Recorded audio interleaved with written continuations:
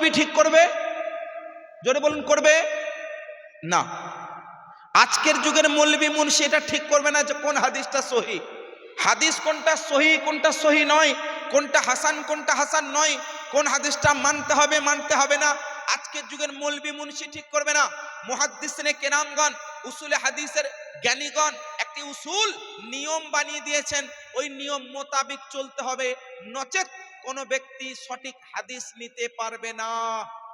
এবার আমি তাদেরকে বলবো যারা বলে I will not accept any word without saying of prophet Muhammad sallallahu alaihi wasallam, নবী মুস্তাফার বাণী ছাড়া আমরা নেব না, আমি তাদেরকে বলবো ইনশাআল্লাহ I will quote a prophet Muhammad sallallahu alaihi wasallam saying of prophet Muhammad sallallahu alaihi wasallam, আল্লাহ নবীর হাদিস দিয়ে আমি এখনই কোট করব ইনশাআল্লাহ। শুনেন, এখানে যারা আছেন বা মাইকের আওয়াজ যতদূর পর্যন্ত যাচ্ছে, আপনারা লাইলাতুল বারাতকে কেন্দ্র করে নফল নামাজ নফল রোজা রাখেন? আপনারা রাখেন তো? অনেকে হয়তো কনফিউজড আছেন যে হুজুর আমরা কনফিউজড, আমরা রাখবো কি রাখবো না ভাবছি। আমি তাদের জন্য বলছি না, যারা পালন করেন তাদের কথা বলছি। আচ্ছা, লাইলাতুল বারাত এটা হাদিসে আছে, আমি অনেক হাদিস পেশ করতে পারবো আলহামদুলিল্লাহ ইনশাআল্লাহ, কিন্তু আমি একদম বেছে বেছে ওই হাদিসগুলো পেশ করব যে হাদিসের উপরে কেউ কোনো রকমের আপত্তি করতে পারবে না, কোনো আপত্তি করতে পারবে না। এই নয় যে সকালবেলায় আপনাকে বলবে যে হুজুর বলে চলে গেল। মনে রাখবেন, হুজুর দূরে কোথাও নাই, বাড়ি যেখানেই হোক। আমার বাড়ি, আমি থাকি মেটিয়া বুরুজ কলকাতা, অর্থাৎ T121 মারি রোড সুন্নি হানাফি জামা মসজিদ একদম পাশে। এনি টাইম যে কোনো সময় গিয়ে আপনি হাদিস দেখে নিতে পারেন ইনশাআল্লাহ। তো যে বিষয়টা বলছিলাম, কয়েকটি কিতাবের নাম আমি বলছি, নোট করেন। প্রথম, সুনানে ইবনে মাজা শরীফ হাদিস নম্বর 1389, সুনান ইবনে মাজা শরীফ হাদিস নম্বর 1390, সহিহ মুসলিম শরীফ আল্লাহর রাসূল সাল্লাল্লাহু আলাইহি ওয়াসাল্লাম হাদিস 746 নম্বর, সহিহ ইবনে হিব্বান আল মুআজামুল কাবির লিত-তাবরানী আল মুআজামুল আওসাত লিত-তাবরানী, এই সমস্ত কিতাবের মধ্যে হাদিসটি বিদ্যমান। সুনানে তিরমিজি শরীফের মধ্যে এই হাদিসটি বিদ্যমান আছে। যে হাদিসটা আমি এখন বলছি, হাদিসটা কি একদম মনোযোগ দিয়ে শুনবেন। যারা বলে লাইলাতুল বারাতকে কেন্দ্র করে কোনো হাদিস নেই, অনেকে বলে নবী লাইলাতুল বারাত পালন করেনি, তুমি কে রে ভাই? হ্যাঁ, নবী পালন করেনি, তুমি কেন পালন করছো? আমি তাদেরকে বলবো হ্যাঁ, নবী মুস্তাফাও পালন করেছেন, আমরা তাই পালন করি। পালন করার পদ্ধতি ভিন্ন হতে পারে, বাট মহান নবী পালন করেছেন তাই আমরা করি। কোথায় আছে? ইবনে মাজা শরীফ। নাম্বারগুলো মুখস্থ রাখবেন। গুগল মৌলবীদেরকেও বলছি, যারা গুগল নিয়ে ঘাটাঘাটি করে খালি গুগলের কথাই শোনে, বলো তোমার গুগলকে জিজ্ঞেস করো। সুনান ইবনে মাজা হাদিস নম্বর 1389, 1390 আল্লাহ রাসূলের হাদিস নেন। আম্মা জান আয়েশা সিদ্দিকা রাদিয়াল্লাহু তাআলা আনহা বর্ণনা করেন। আম্মা জান আয়েশা রাদিয়াল্লাহু তাআলা আনহা বলেন, একদম পুরো হাদিসটা বলছি, ফাকাতু রাসূলুল্লাহ সাল্লাল্লাহু আলাইহি ওয়াসাল্লাম লাইলাতান।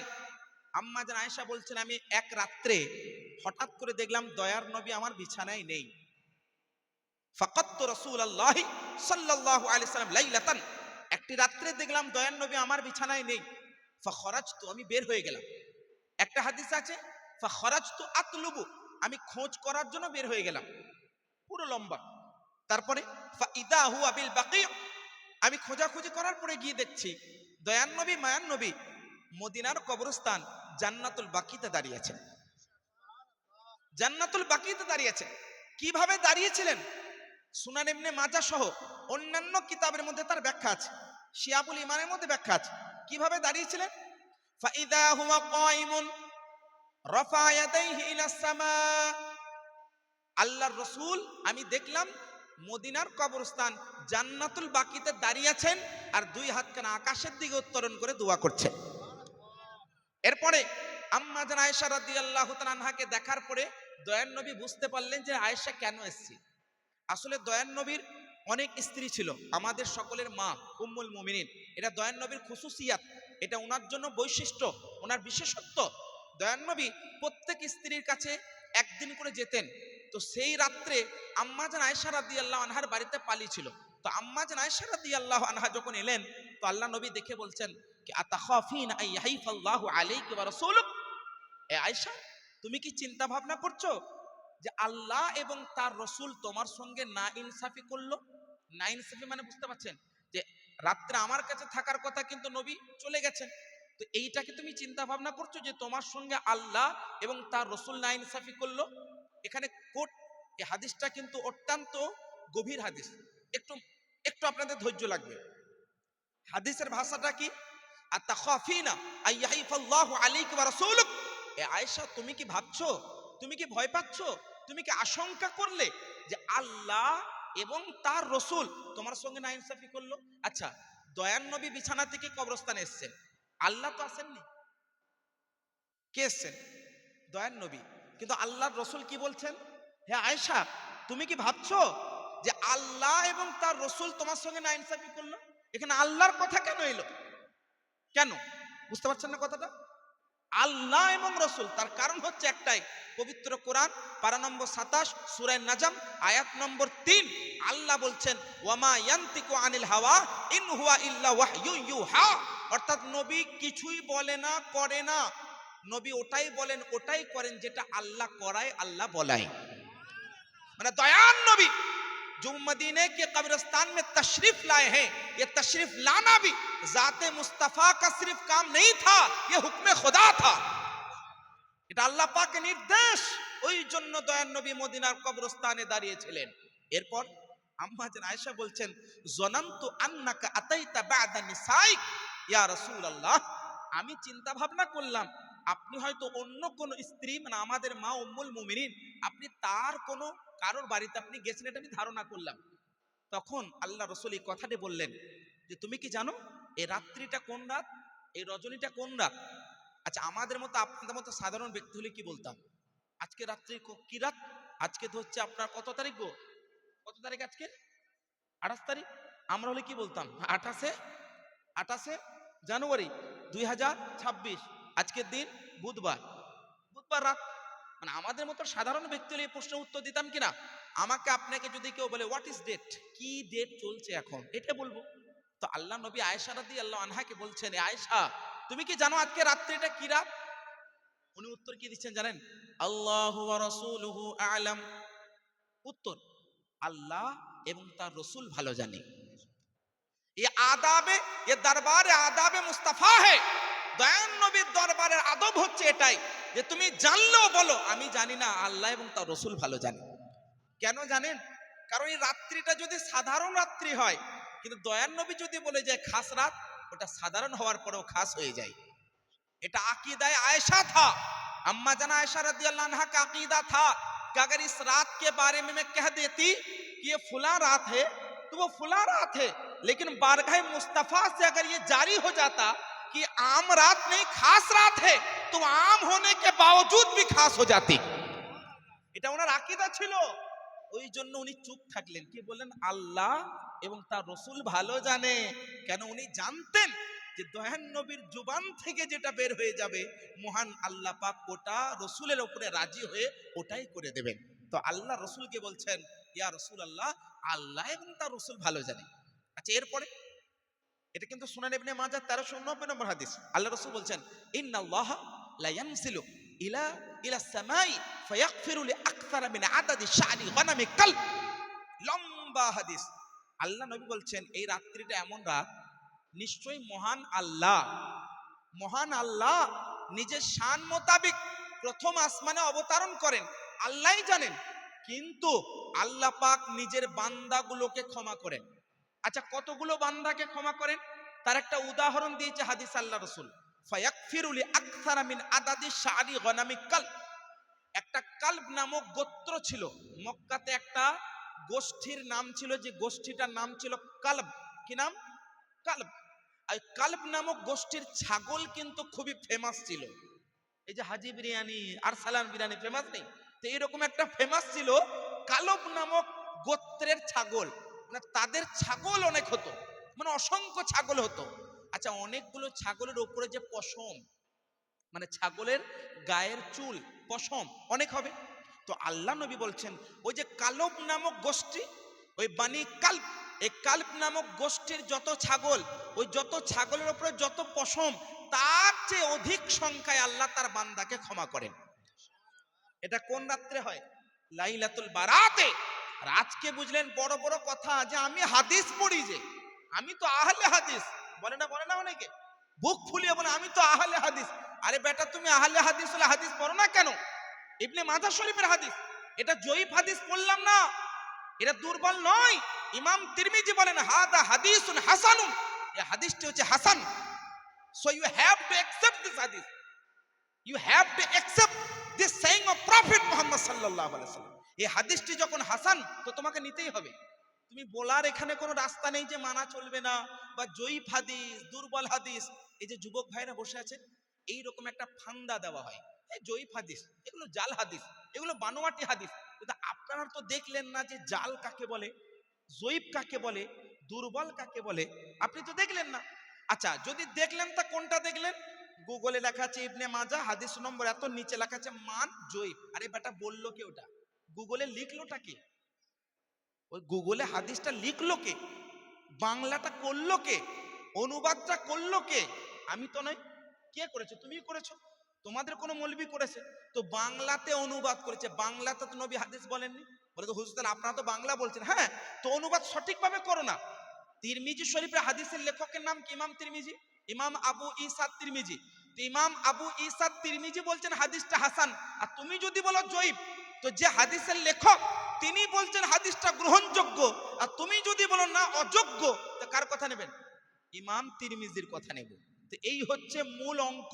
এগুলো কিন্তু ভেঙে বোঝায় না, যার কারণে আজকে যুব সম্প্রদায় পথভ্রষ্ট হয়ে যায়। অনেকে বলতে পারে হুজুর আপনি কি তাহলে বাড়াবাড়ি করছেন, লাইলাতুল বারাত কি বিরাট ব্যাপার? হ্যাঁ, আমি তো বলছি না লাইলাতুল বারাতের নামাজ পড়া ফরজ, আমি তো বলছি না লাইলাতুল বারাতে নামাজ পড়া ওয়াজিব, আমি তো বলছি না লাইলাতুল বারাতে নামাজ না পড়লে আপনি জাহান্নামী হয়ে যাবেন, গুনাহগার হয়ে যাবেন। এইসব কেউ কথা বলে আপনাদেরকে? জাস্ট এতটুকু কথা বলে, আরে ভাই আল্লাহ যখন দিচ্ছে তো তোমার নিতে ক্ষতি কিসে? হ্যাঁ, আল্লাহ নবী বলছেন আল্লাহ রহমত নাজিল করছে, তো নিতে ক্ষতি কেন রে ভাই? কেউ যদি বলে না ডোন্ট গো, যেও না, ওগুলো গেলে বিদাত হবে। আরে বেটা বিদাত হবে, নবী বলছেন বরকত নাজিল হয়, আর তুমি বলছো বিদাত হবে। নবী মুস্তাফা বলছেন রহমত নাজিল হয়, তুমি বলছো বিদাত হবে। তো নবী মুস্তাফার কথা শুনবো না তোমার? এগুলো একটা সাধারণ ক্ষুদ্র জ্ঞান থাকলে মানুষ বুঝে নেবে যে মসজিদে গেলে আমরা ইবাদত করি, আমরা নামাজ পড়ি, সুতরাং ওখানে গিয়ে আমরা কি করব? নামাজ পড়বো, ইবাদত করব। কোন মৌলবি মুন্সি যদি বলে বিদাত, ও বাদ দেন।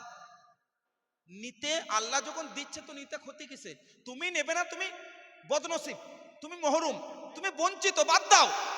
তুমি বঞ্চিত, তুমি মাহরুম, তুমি বদনসিব, কিন্তু আমরা নসিবওয়ালা। বলুন সুবহানাল্লাহ।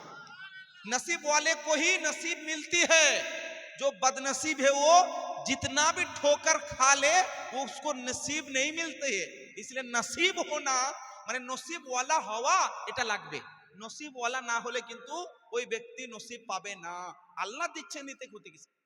আচ্ছা এরপরে অনেকে বলেন এই যে লাইলাতুল বারাতকে কেন্দ্র করে নামাজ পড়েন, কোথায় লেখা আছে?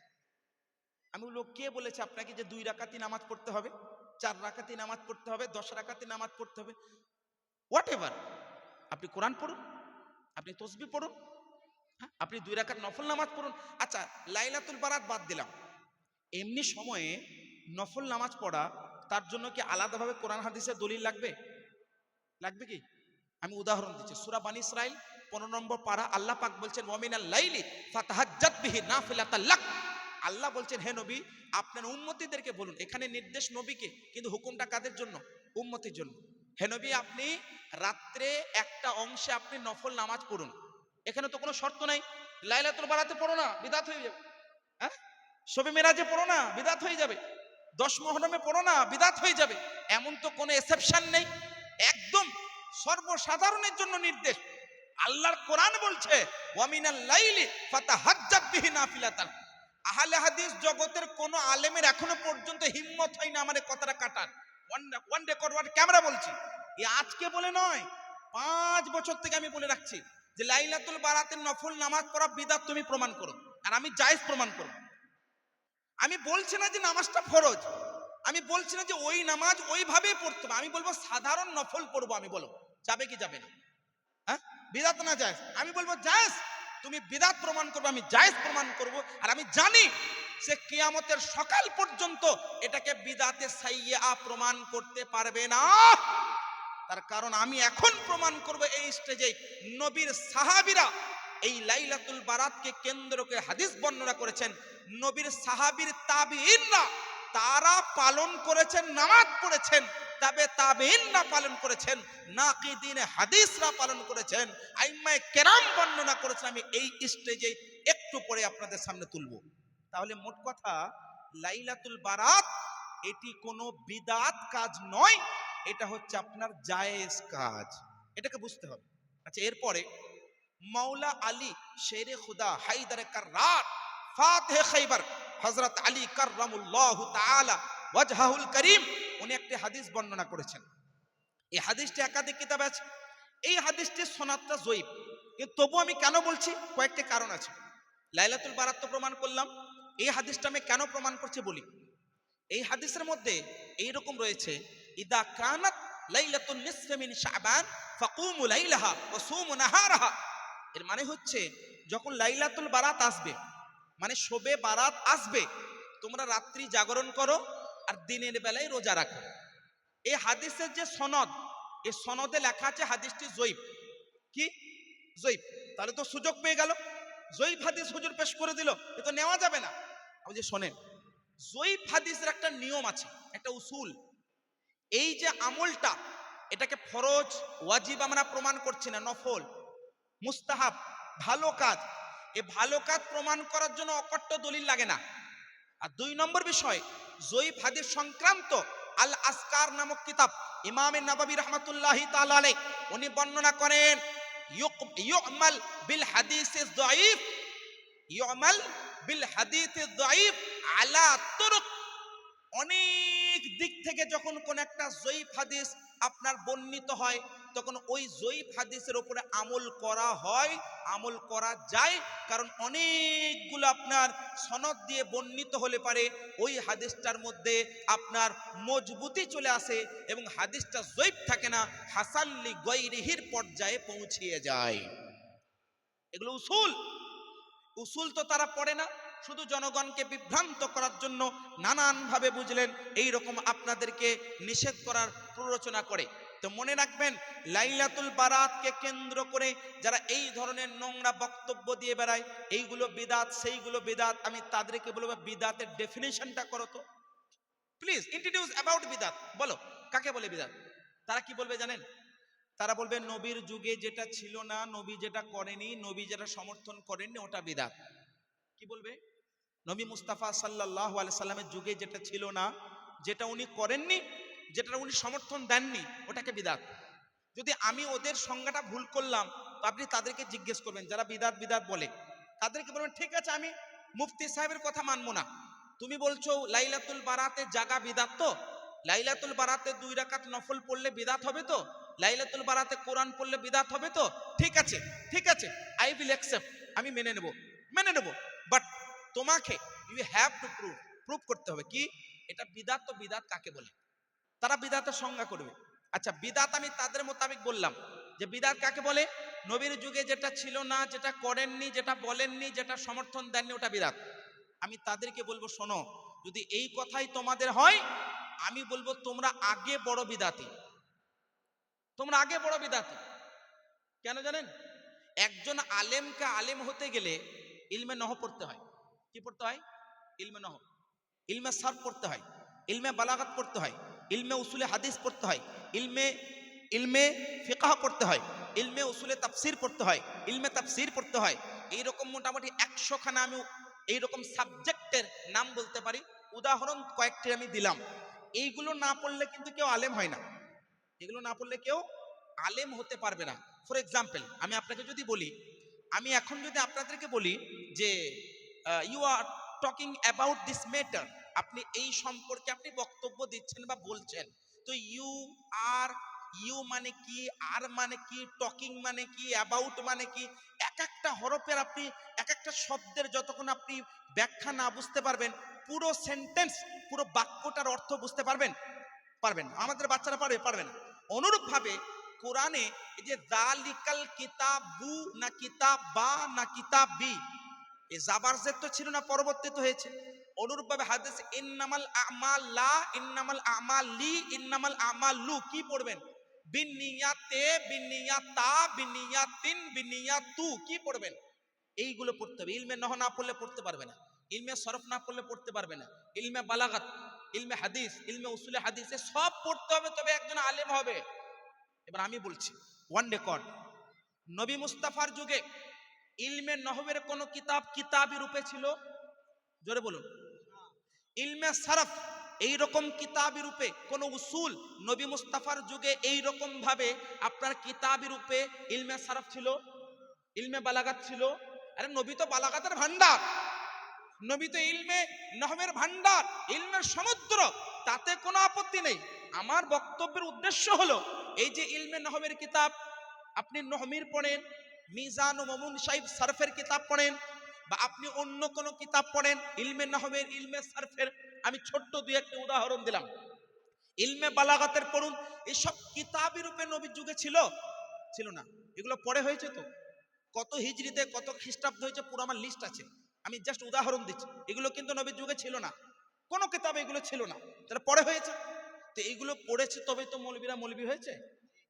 এই তারকাটা মাল মুমতাজুল বলেন, বিরাদার রাহুল বলেন, মুজাফর বিন মুহসিন বলেন, আব্দুর রাজ্জাক বিন দাজ্জাল বা কাজ্জাব বা কি নাম যাই হোক, যতগুলো নাম আছে বুঝলেন, এরা সবাই এগুলো পড়েছে তবে তো আলেম হয়েছে। এগুলো সব তো বিদাত, এ কোনো কিতাব নবীর যুগে ছিল না। তো তুমি তো বড় বিদাতি, হ্যাঁ তুমি তো বড় বিদাতি। তো এখানে আগে বিদাতের সংজ্ঞা করুন, যে অল বিদাত, অল বিদাত আর নট ব্যাড, সব বিদাত খারাপ নয়। মৌলবি হতে গেলে আগে বিদাতি হতে হবে। আগে তুমি মৌলবি হলে আগে তোমাকে বিদাতি হতে হবে, নাহলে মৌলবি হবে না। কারণ বিদাত মানে যে শুধু খারাপ তা নয়, বিদআতুন মানে নতুন জিনিস, বিদআহ এই নতুন। যেমন আলহামদুলিল্লাহিল্লাযী আবদা আল আফলাক, কোরআনে আছে আপনার বিভিন্ন জায়গার মধ্যে বিদআহ এই শব্দটা আছে কোরআনেও। তো বিদআহ মানে নতুন, নতুন জিনিস। তো একজন মৌলবীকে মৌলবী হতে গেলেও বিদাতি হতে হবে। তো তুমি যে সবাইকে বিদাতি বিদাতি ফতোয়া দিচ্ছ, বেটা তুমি নিজেই বিদাতি। বিদাতি না হলে তুমি মৌলবী হবে না। হ্যাঁ, এবার ডিফারেন্সিয়েট করতে হবে কোনটা খারাপ কোনটা ভালো। সব বিষয়ে কিছু খারাপ আছে কিছু ভালো আছে। নাম এক হলে যে খারাপ হবে কোনো মানে আছে? হ্যাঁ কি গো, নাম এক হলে পানি কি সব পানি কি ভালো হয়? হ্যাঁ, পানি মানে পানি, সব পানি কি ভালো? কিছু পানি ভালো কিছু পানি খারাপ আছে না নেই গো? খাবার খাবার সব খাবার কি ভালো? হ্যাঁ, একটা কেউ যদি আপনাকে চিকেন কেটে জবাই করে খাইয়ে দেয় ওটা তো মাংস নাকি? হ্যাঁ, আর যদি কে কুকুরকে কেটে আপনাকে খাইয়ে দেয় ওটা মাংস নাই? মাংস তো সবই, কিন্তু ভালো খারাপ নাই রে ভাই। এ বোকাদেরকে কে বুঝাবে? খালি বলছে বিদাত বিদাত। বেটা বিদাতটা কি বিদাত এটা বল। হ্যাঁ বলো, পার্থক্য করো, ডিফারেন্সিয়েট কি আছে? মাংস তো সবই, কোনটা খারাপ কোনটা ভালো বলতে হবে না? তো বিদাতের সঙ্গে আমি তুলনা দিচ্ছি না, জাস্ট বোঝানোর জন্য তোমাদের ব্রেনটা খোলার চেষ্টা করছি। বিদাত নতুন কাজকে বলা হয়। তো নতুন ভালো হতে পারে খারাপ হতে পারে। আজকের যুগে অনেক নতুন কাজ আছে। আরে নতুন কাজ তো বাদই দিলাম, যে কোরআন পড়ে তুমি হাফেজ হয়েছো, ওই কোরআনটা যে কাগজে লেখা ওটাও বিদাত। কাগজের উৎপত্তি কবে হয়েছে? কাগজের আবিষ্কার কবে হয়েছে বলুন? রসুলে পাকের জামানায় ওই সময় যে খাত লেখা হতো, চিঠি, খাত বিভিন্ন জিনিসের উপরে লেখা হতো, চামড়ার উপরে বিভিন্ন জিনিসের উপরে। এই যে কাগজটা, এই কাগজের আবিষ্কার কবে হয়েছে রে ভাই? বিদাত বিদাতের ফতোয়া দিয়ে বেড়াও। বিদাত মানেই যে খারাপ তা নয়, বিদাতের অনেক পার্থক্য আছে। বলবো হুজুর আপনি খালি পার্থক্য করলে হবে? কোন হুজুর পার্থক্য? তোমাদের হুজুর নয়, আমাদের আকা মওলা দয়ান নবী মুহাম্মদ মুস্তাফা সাল্লাল্লাহু আলাইহি সাল্লাম পার্থক্য করে গেছেন। হাদিস নেন, সহিহ মুসলিম শরীফ, সুনান ইবনে মাজাহ শরীফ, মুসনাদ ইমাম আহমদ বিন হাম্বল, আল মুআজামুল কাবির তাবরানী, এইরকম 12 খানা হাদিসের কিতাব। আলহামদুলিল্লাহ এই কিতাব, এই হাদিসটা আমি পড়েছি। হাদিসটা কি? আল্লাহ রাসূল বলছেন, মান সান্না ফিল ইসলামে সুন্নাতান হাসানাতান ফালাহু আজরুহা ওয়া আজরু মান আমিলা বিহা লা ইয়ানকুসু মিন উজুরিহিম শাই ওয়া মান সান্না ফিল ইসলামে সুন্নাতান সাইয়্যাতান ফালাহু বিজরুহা ওয়া বিজরু মান আমিলা বিহা ওয়া লা ইয়ানকুসু মিন আওজারিহিম শাই। এটা সহিহ মুসলিমের হাদিস, সুনানে ইবনে মাজার হাদিস, মুসনাদ ইমাম আহমদ বিন হাম্বলের মধ্যে আছে, একাধিক কিতাবের মধ্যে হাদিসটা আছে। এখানে পার্থক্য আছে। পার্থক্যটা কি?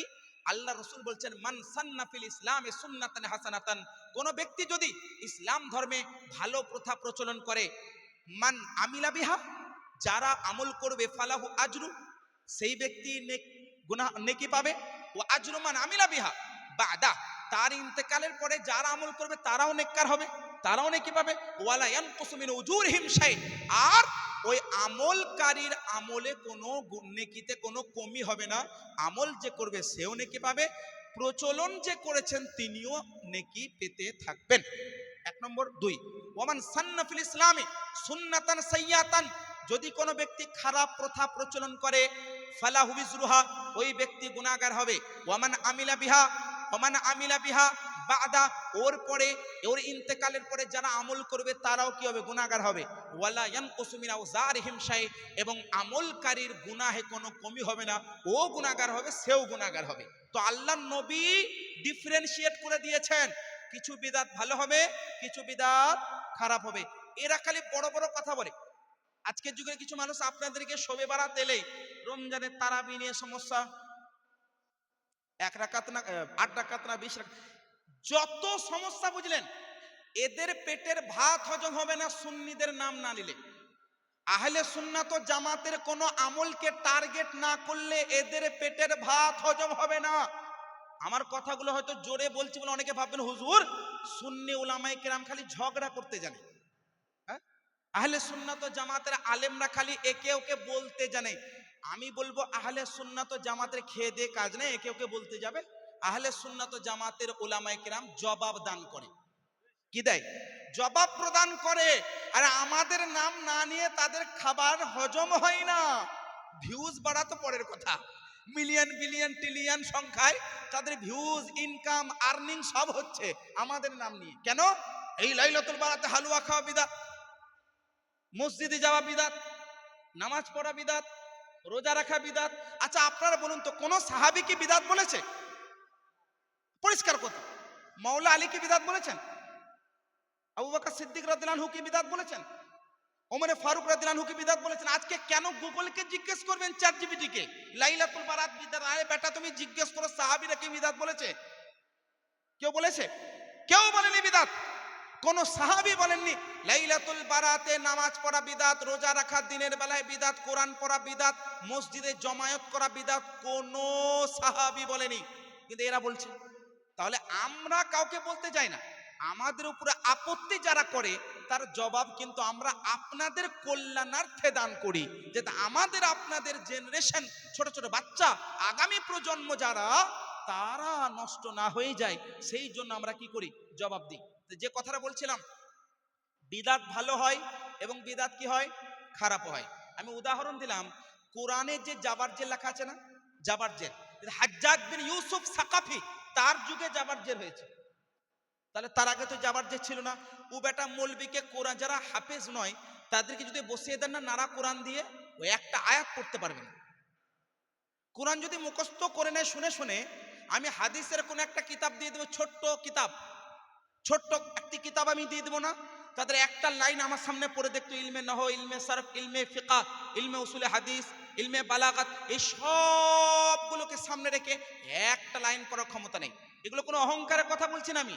যে ব্যক্তি হাদিস পড়তে জানে না, সে আবার আপনাকে বলছে হাদিসটা জয়ীফ, দুর্বল, মানা যাবে না, তো মানবেন না। তাহলে বিদাত বিদাত যারা বলে সবগুলো কিন্তু বিদাত নয়।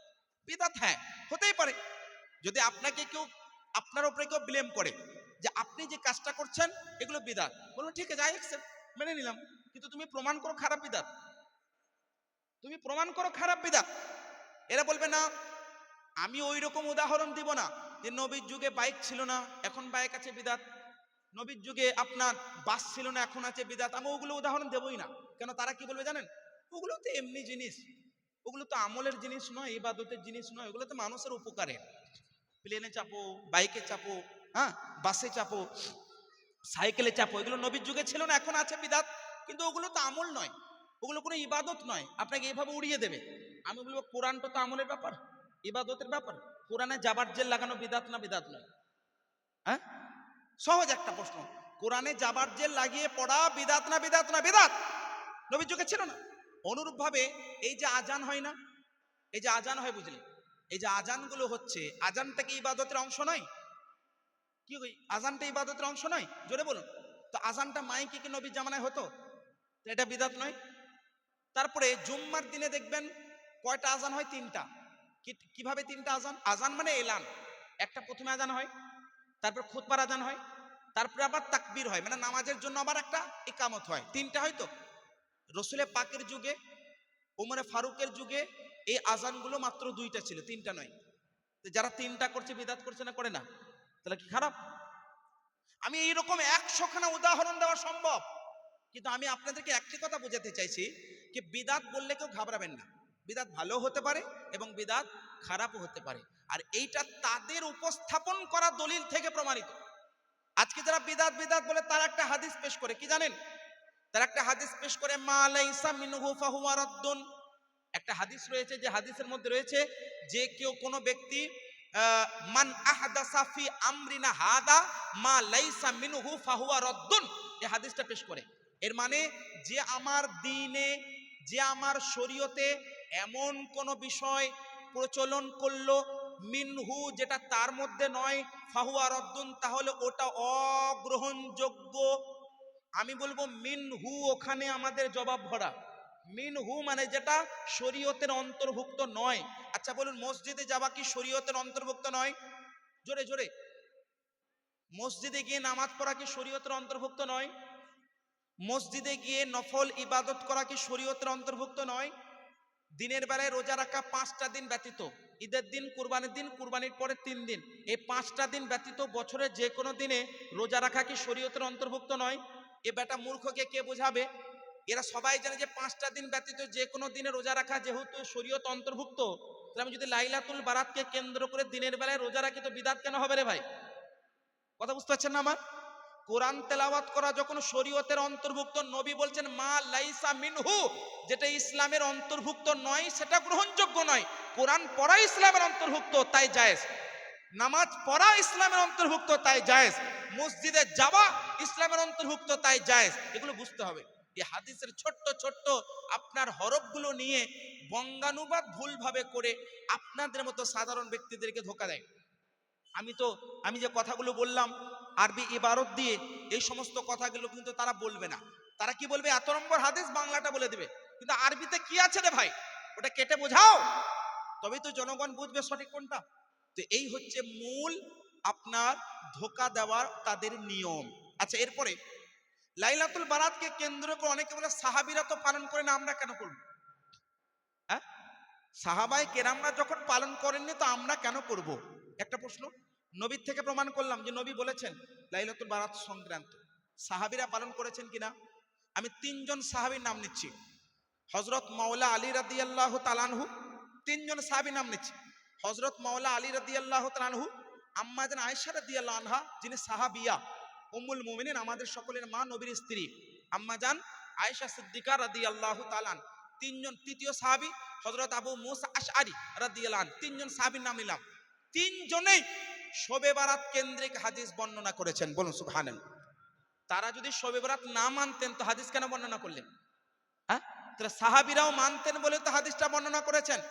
আচ্ছা, এরপরে তাবিঈন, ইনারা কি শবে বারাত পালন করেছেন? আমি একদম ওপর থেকে খাজা গরিব নওয়াজ পর্যন্ত প্রমাণ করব যে সবাই লাইলাতুল বারাত পালন করেছে। এরপর আর কোনো দলিল লাগবে? নবী মুস্তাফার দরবার থেকে প্রমাণ পেলেন, সাহাবীর দরবার থেকে প্রমাণ পেলেন। আচ্ছা, সাহাবীর দরবার থেকে প্রমাণটা দিলাম, কোথায় লেখা আছে তাও বলে দিই। হুজুর এমনি বলে চলে গেলেন, কি করে মানবো? শোনেন, লাতাইফুল মাআরিফ একটা গ্রহণযোগ্য কিতাব, যে কিতাবের লেখক হচ্ছে ইমাম রাজাব হাম্বলি রাহিমাহুল্লাহ, উনার লেখা কিতাব। কিতাবের পৃষ্ঠা নম্বর হচ্ছে 263। ওখানে বর্ণিত আছে মাওলা আলী, আবু মুসা আশআরী, আম্মা জান আয়েশা রাদিয়াল্লাহু আনহা, এই সমস্ত সাহাবী সাহাবিয়া ইনারা হাদিস বর্ণনা করেছেন লাইলাতুল বারাত কেন্দ্রিক। তাবিঈন ইনারা কি পালন করেছেন? বলে হ্যাঁ, তাবিঈনরাও পালন করেছেন। ইমাম রাজাব হাম্বলি রাহিমাহুল্লাহ লাতাইফুল মাআরিফের 264 নম্বর পৃষ্ঠার মধ্যে উনি বর্ণনা করেন একদম 3জন তাবিঈনের নাম। হযরতে মাকহুল, হযরতে খালিদ ইবনে মা'দান, হযরত খালিদ ইবনে মা'দান, আর 3 নম্বর হযরত আমির, হযরত আমির। 3জন তাবিঈনের নাম বর্ণনা করার পরে বলেন ওয়া কানাত তাবিউন, ওয়া কানাত তাবিউনা মিন আহলি শাম, শাম প্রদেশের তাবিঈনগণেরা কি করতেন? ইউআদ্দিমুনা লাইলাতান নিসফা মিন শাবান, লাইলাতুল বারাতকে কেন্দ্র করে লাইলাতুল বারাতের সম্মান জানাতেন। তারপরে কি করতেন? ওয়ায়ালবাসুনা আহসানা সিয়াবিহিম, একদম নতুন সুন্দর ভালো কাপড় পোশাক পরতেন। কি পরতেন? ওয়াতাবাখখারুন, এবং সুগন্ধি লাগাতেন, আতর লাগাতেন, সুগন্ধি লাগাতেন। এরপরে কি করতেন? ওয়ায়াকুমুনা ফিল মাসাজিদ, আর মসজিদে যেতেন। কি করতেন? মসজিদে যেতেন। ওয়ায়ানহাম ওয়া ইয়াস্তাগরাকুনা ফিল ইবাদাহ, এবং ইবাদতের মধ্যে তারা মগ্ন হয়ে যেতেন। তাহলে আমি তাবিঈন থেকে প্রমাণ করলাম কিনা? তাবিঈনগণ ইনারাও লাইলাতুল বারাত পালন করেছেন, মসজিদে গেছেন, সুগন্ধি মেখেছেন, ভালো পোশাক পরেছেন, মসজিদে হাজির হয়েছেন এবং নামাজও পড়েছেন। নবী মুস্তাফার দরবার থেকে প্রমাণ, সাহাবায়ে কেরামের দরবার থেকে প্রমাণ, তাবিঈনদের দরবার থেকে প্রমাণ পেলেন। এরপর আহলে বাইত। আচ্ছা, তাবিঈনের পরে নাকিদিন হাদিস, যারা হাদিস লিখেছেন, এই যে ইমাম বুখারী বলেন, ইমাম মুসলিম বলেন, ইমাম তিরমিজি বলেন, ইমাম আবু দাউদ বলেন, ইমাম নাসাই বলেন, ইমাম ইবনে মাজাহ বলেন, এগুলো হচ্ছে হাদিসের লেখকগণের নাম। মানে ইনাদের লেখা কিতাব পড়ে আজকে বড় বড় মাওলানা মুফতি নিজেকে আহলে হাদিস বলছে। ইনাদের লেখা কিতাব। আমি 3 জনের নাম নেব। কয়জনের? মোটামুটি 30 জনের নাম নেওয়া সম্ভব। আমি তো কিছুই জানি না, ছোট্ট যেটুকু আল্লাহ দিয়েছে। আমি অধম, আমি নিজে 30 জন মুহাদ্দিসের নাম বলতে পারবো ইনশাআল্লাহ, ফায়জানে তাজুশ শরিয়ার বরকতে। আমি মাত্র 3টে নাম নিচ্ছি, এই 3টিতে তাদের বুঝলেন চোখের চমক দাঁড়িয়ে যাবে, কিন্তু অস্বীকার করতে পারবে না। 3 জনের নাম নিচ্ছি। 1, ইমাম তিরমিজি রাহিমাহুল্লাহ, যিনার নাম ইমাম আবু ঈসা তিরমিজি রাহিমাহুল্লাহ। ইনার লেখা কিতাব সুনানে তিরমিজি শরীফ। উনি একটি অধ্যায় লিখেছেন, চ্যাপ্টার। একটা হয় কোনো কথা বলে দেওয়া, আর একটা হয় অধ্যায়, মানে একটা অধ্যায়ের অন্তর্গত অনেকগুলো হাদিস বর্ণনা করছেন। উনি অধ্যায় লিখছেন, চ্যাপ্টার, হেডিং বাবু মা জাআ ফি লাইলাতিন নিসফি মিন শাবান। এর মানে আমি যে হাদিসগুলো এখন লিখব, এটা একটা অধ্যায়। অধ্যায়টার নাম লাইলাতুল বারাত কেন্দ্রিক যত হাদিস আছে আমি ইমাম তিরমিজি ওখানে লিখছি। এবং ইমাম তিরমিজি যখন লাইলাতুল বারাতের হাদিস লিখছেন, তাহলে ওনার মাইন্ডে, ওনার অন্তরে লাইলাতুল বারাত কি ছিল না? তার মানে ইমাম তিরমিজি লাইলাতুল বারাতের পক্ষে ছিলেন না বিপক্ষে ছিলেন? শবে বারাতের পক্ষে ছিলেন না বিপক্ষে? যদি বিপক্ষে থাকতেন তাহলে কেন লিখলেন হাদিস? শরীয়তে অর্থাৎ ইমাম তিরমিজি শবে বারাতের পক্ষে ছিলেন বলেই তো এতগুলো হাদিস লিখেছেন। একটা অধ্যায় বাবু মা জাআ ফি লাইলাতিন নিসফি মিন শাবান, অর্থাৎ এই অধ্যায়, এই হেডিংটা হচ্ছে এই ব্যাপারে যে লাইলাতুল বারাত কেন্দ্রিক কতগুলো হাদিস এসেছে উনি লিখছেন। আচ্ছা, সিয়াসিত্তা ইমাম 2 নম্বর ইমাম ইবনে মাজাহ, উনিও লিখছেন বাবু মা জাআ ফি লাইলাতিন নিসফি মিন শাবান, উনিও হাদিস এনেছেন। হলো আরো একজন ইমাম, ইমাম ইবনে হিব্বান, সহিহ ইবনে হিব্বানের মধ্যে হাদিস এনেছেন বাবু মা জাআ ফি লাইলাতিন নিসফি মিন শাবান। এরকম হেডিং দিয়েছেন 3 জন ইমাম। এছাড়াও কতগুলি কিতাবের মধ্যে হাদিস আছে জানেন? মুসান্নাফে আব্দুর রাজ্জাকের মধ্যে আছে, আল মুআজামুল কাবীরের মধ্যে আছে, আল মুআজামুল আওসাতের মধ্যে আছে, শিয়াবুল ঈমানের মধ্যে আছে, মুসনাদ ইমাম আহমদ বিন হাম্বলের মধ্যে আছে, তিরমিজির মধ্যে আছে, ইবনে মাজার মধ্যে আছে। এই সমস্ত কিতাবগুলোর মধ্যে বুঝলেন লাইলাতুল বারাত কেন্দ্রিক হাদিস বর্ণিত আছে। তাহলে নবী মুস্তাফার দরবার থেকে, সাহাবীদের দরবার থেকে, তাবিঈনদের দরবার থেকে, নাকিদিন হাদিস যারা হাদিস লিখেছেন তাদের দরবার থেকে লাইলাতুল বারাত পক্ষে প্রমাণ পেলাম না বিপক্ষে? জোরে জোরে আমার কথাগুলো কি অল্প বুঝছেন? লাইলাতুল বারাত প্রমাণ হলো না? হলো না? এবার 5 নম্বর কথা শুনেন। পঞ্চম কথা হচ্ছে, আমরা যে ইমামগণকে মানি, কেউ ইমাম আজম আবু হানিফাকে মানেন, ইমাম শাফিঈকে, ইমাম মালিককে, ইমাম আহমদ বিন হাম্বল, 4 জন ইমাম থেকে আমি প্রমাণ করে যে লাইলাতুল বারাত মানতে। 1, ইমাম আজম আবু হানিফা রাহিমাহুল্লাহ শাগিরদগণ, ইমাম আজম আবু হানিফা রাহিমাহুল্লাহর মান্যকারীগণ, একজন বিখ্যাত ইমাম, ফিকহের ইমাম, যিনি ফিকহার মাসাইল লিখেছেন, ইমাম ইবনে আবিদিন শামী রাহিমাহুল্লাহ। উনি একটি কিতাব লিখেছেন, যে কিতাবটির নাম রাদ্দুল মুহতার আলা দুররিল মুখতার। এই রাদ্দুল মুহতারের মধ্যে কিতাবুস সাওম, এই কিতাবুস সাওমের অধ্যায় উনি হাদিস এনেছেন লাইলাতুল বারাত কেন্দ্রিক, এবং উনি লিখেছেন কে? উনি বর্ণনা করেছেন ওয়া লাইলাতুন নিসফি মিন শাবান লাহু ফাদলুন, অর্থাৎ লাইলাতুল বারাত, শবে বারাত হচ্ছে বরকতপূর্ণ একটি রাত। এটা কোন হানাফি মাযহাবের ইমাম থেকে প্রমাণ পেলেন? এরপর শাফি মাযহাব তো বাদ দিলেন, ইমাম শাফি নিজেই লিখেছেন, ওনার লেখা কিতাব কিতাবুল উম্মের মধ্যে উনি বর্ণনা করেছেন, উনি কি বলেছেন? লাইলাতুন নিসফি মিন শাবান লাহু ফাদলুন, অর্থাৎ লাইলাতুল বারাতের বরকত এবং রহমত, এটা হাদিস দ্বারা প্রতীয়মান। তো হানাফি মাযহাব থেকে প্রমাণ পেলেন, শাফি মাযহাব থেকে প্রমাণ পেলেন। এরপর হাম্বলি মাযহাবের ইমাম বললাম, ইমাম রাজাব হাম্বলি রাহিমাহুল্লাহ লাতাইফুল মাআরিফের মধ্যে বিস্তারিত আলোচনা করেছেন। তো 3 নম্বর ইমাম, 4 নম্বর ইমাম মালিকি মাযহাবের ইমামগণ ইনারা বর্ণনা করেছেন যে কিছু কাজ শর্ত সাপেক্ষে যদি কেউ পালন করে তো লাইলাতুল বারাত পালন করতে পারে। আমি মহানবীর দরবার থেকে, সাহাবায়ে কেরামের দরবার থেকে, তাবিঈনদের দরবার থেকে, আইম্মায়ে কেরামের দরবার থেকে প্রমাণ করলাম এনারা সকলেই লাইলাতুল বারাতকে সমর্থন করেছেন। সুতরাং এবার আপনার উপরে ছেড়ে দিলাম, কোথায় কত কোটি মুসলমান, কোথায় কত কোটি নামধারী মুসলমান কি বলছে ওইটা মেটার করে না। মহানবী থেকে, সাহাবী থেকে, তাবি থেকে, তাবে তাবি থেকে, নাকিদিন হাদিস থেকে, আইম্মায়ে কেরাম থেকে ইনারা যেটা মানবেন আমি বলবো you have to follow them, you have to follow them. কারণ এনারা যেটা পালন করেছেন ওইটা হচ্ছে বিশ্বস্ত, ওটাই হচ্ছে গ্রহণযোগ্য, ওটাই হচ্ছে অ্যাকসেপ্টেবল, কারণ এটাই হচ্ছে মূল শরীয়তের কথা। এরপরেও যদি বলে হাদিসে পাচ্ছি না, তাহলে হাদিসের কোনো দোষ নেই, তোমার দোষ।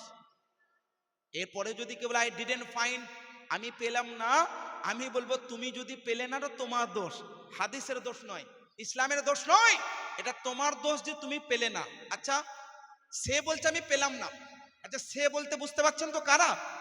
আজকের যুগে যারা শবে বারাতকে মানে না, তার মধ্যে প্রধান নাম হচ্ছে আহলে হাদিস। কার নাম? আহলে হাদিস। প্রধান নাম হচ্ছে আহলে হাদিস, যারা বলে আমরা মানি না। আচ্ছা, যারা বলছে মানি না, ওরা আমাদের কথা মানবেই বা কেন? তাদের নিজের গুরুদেরকে মানে না। কি বললাম?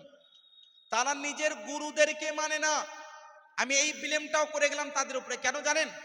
তাদের গুরু, তাদের দাদা হুজুর, যিনার নাম হচ্ছে ইমাম ইবনে তাইমিয়া। কি বললাম? ইমাম ইবনে তাইমিয়া, তাদের দাদা হুজুর, বড় গুরু। ওনার একটা লেখা কিতাব আছে আল মাজমুউল ফাতাওয়া। আল মাজমুউল ফাতাওয়ার মধ্যে ইবনে তাইমিয়া লিখছেন, ও আম্মা লাইলাতুন নিসফি মিন শাবান ফাকাদ রুবিয়া ফি ফাদলিয়া আহাদিস ওয়া আসার ওয়া নুকিলা মিনাস সালাফে আন্নাহুম ইয়াজতাহিদুনা ফিল ইবাদাহ। অর্থাৎ আহলে হাদিসদের গুরু হুজুর তিনি মাজমুল ফাতাওয়ার মধ্যে লিখেছেন লাইলাতুল বারাত কেন্দ্রিক অনেক হাদিস, অনেক আসার বর্ণিত আছে এবং মুহাদ্দিসগণ, বুজুর্গানে দ্বীনগণ, আকাবিরিনগণ থেকে প্রমাণিত আছে তারা এই রাত্রিটাকে পালন করেছে। তাহলে মোট কথা, আজকে যারা বলছে আহলে হাদিস নামক ব্যক্তিরা যে লাইলাতুল বারাত বেদাত, তাদের দাদা হুজুরের কিতাব থেকে আমি প্রমাণ করে গেলাম যে তোমাদের দাদা হুজুর লিখে গেছে যে লাইলাতুল বারাত কেন্দ্রিক হাদিস আছে। এরপরেও যদি কেউ বলে আমি পেলাম না, হাদিসের কোনো দোষ নেই, তোমার দোষ আছে। একবার দরুদ পড়ুন, আল্লাহুম্মা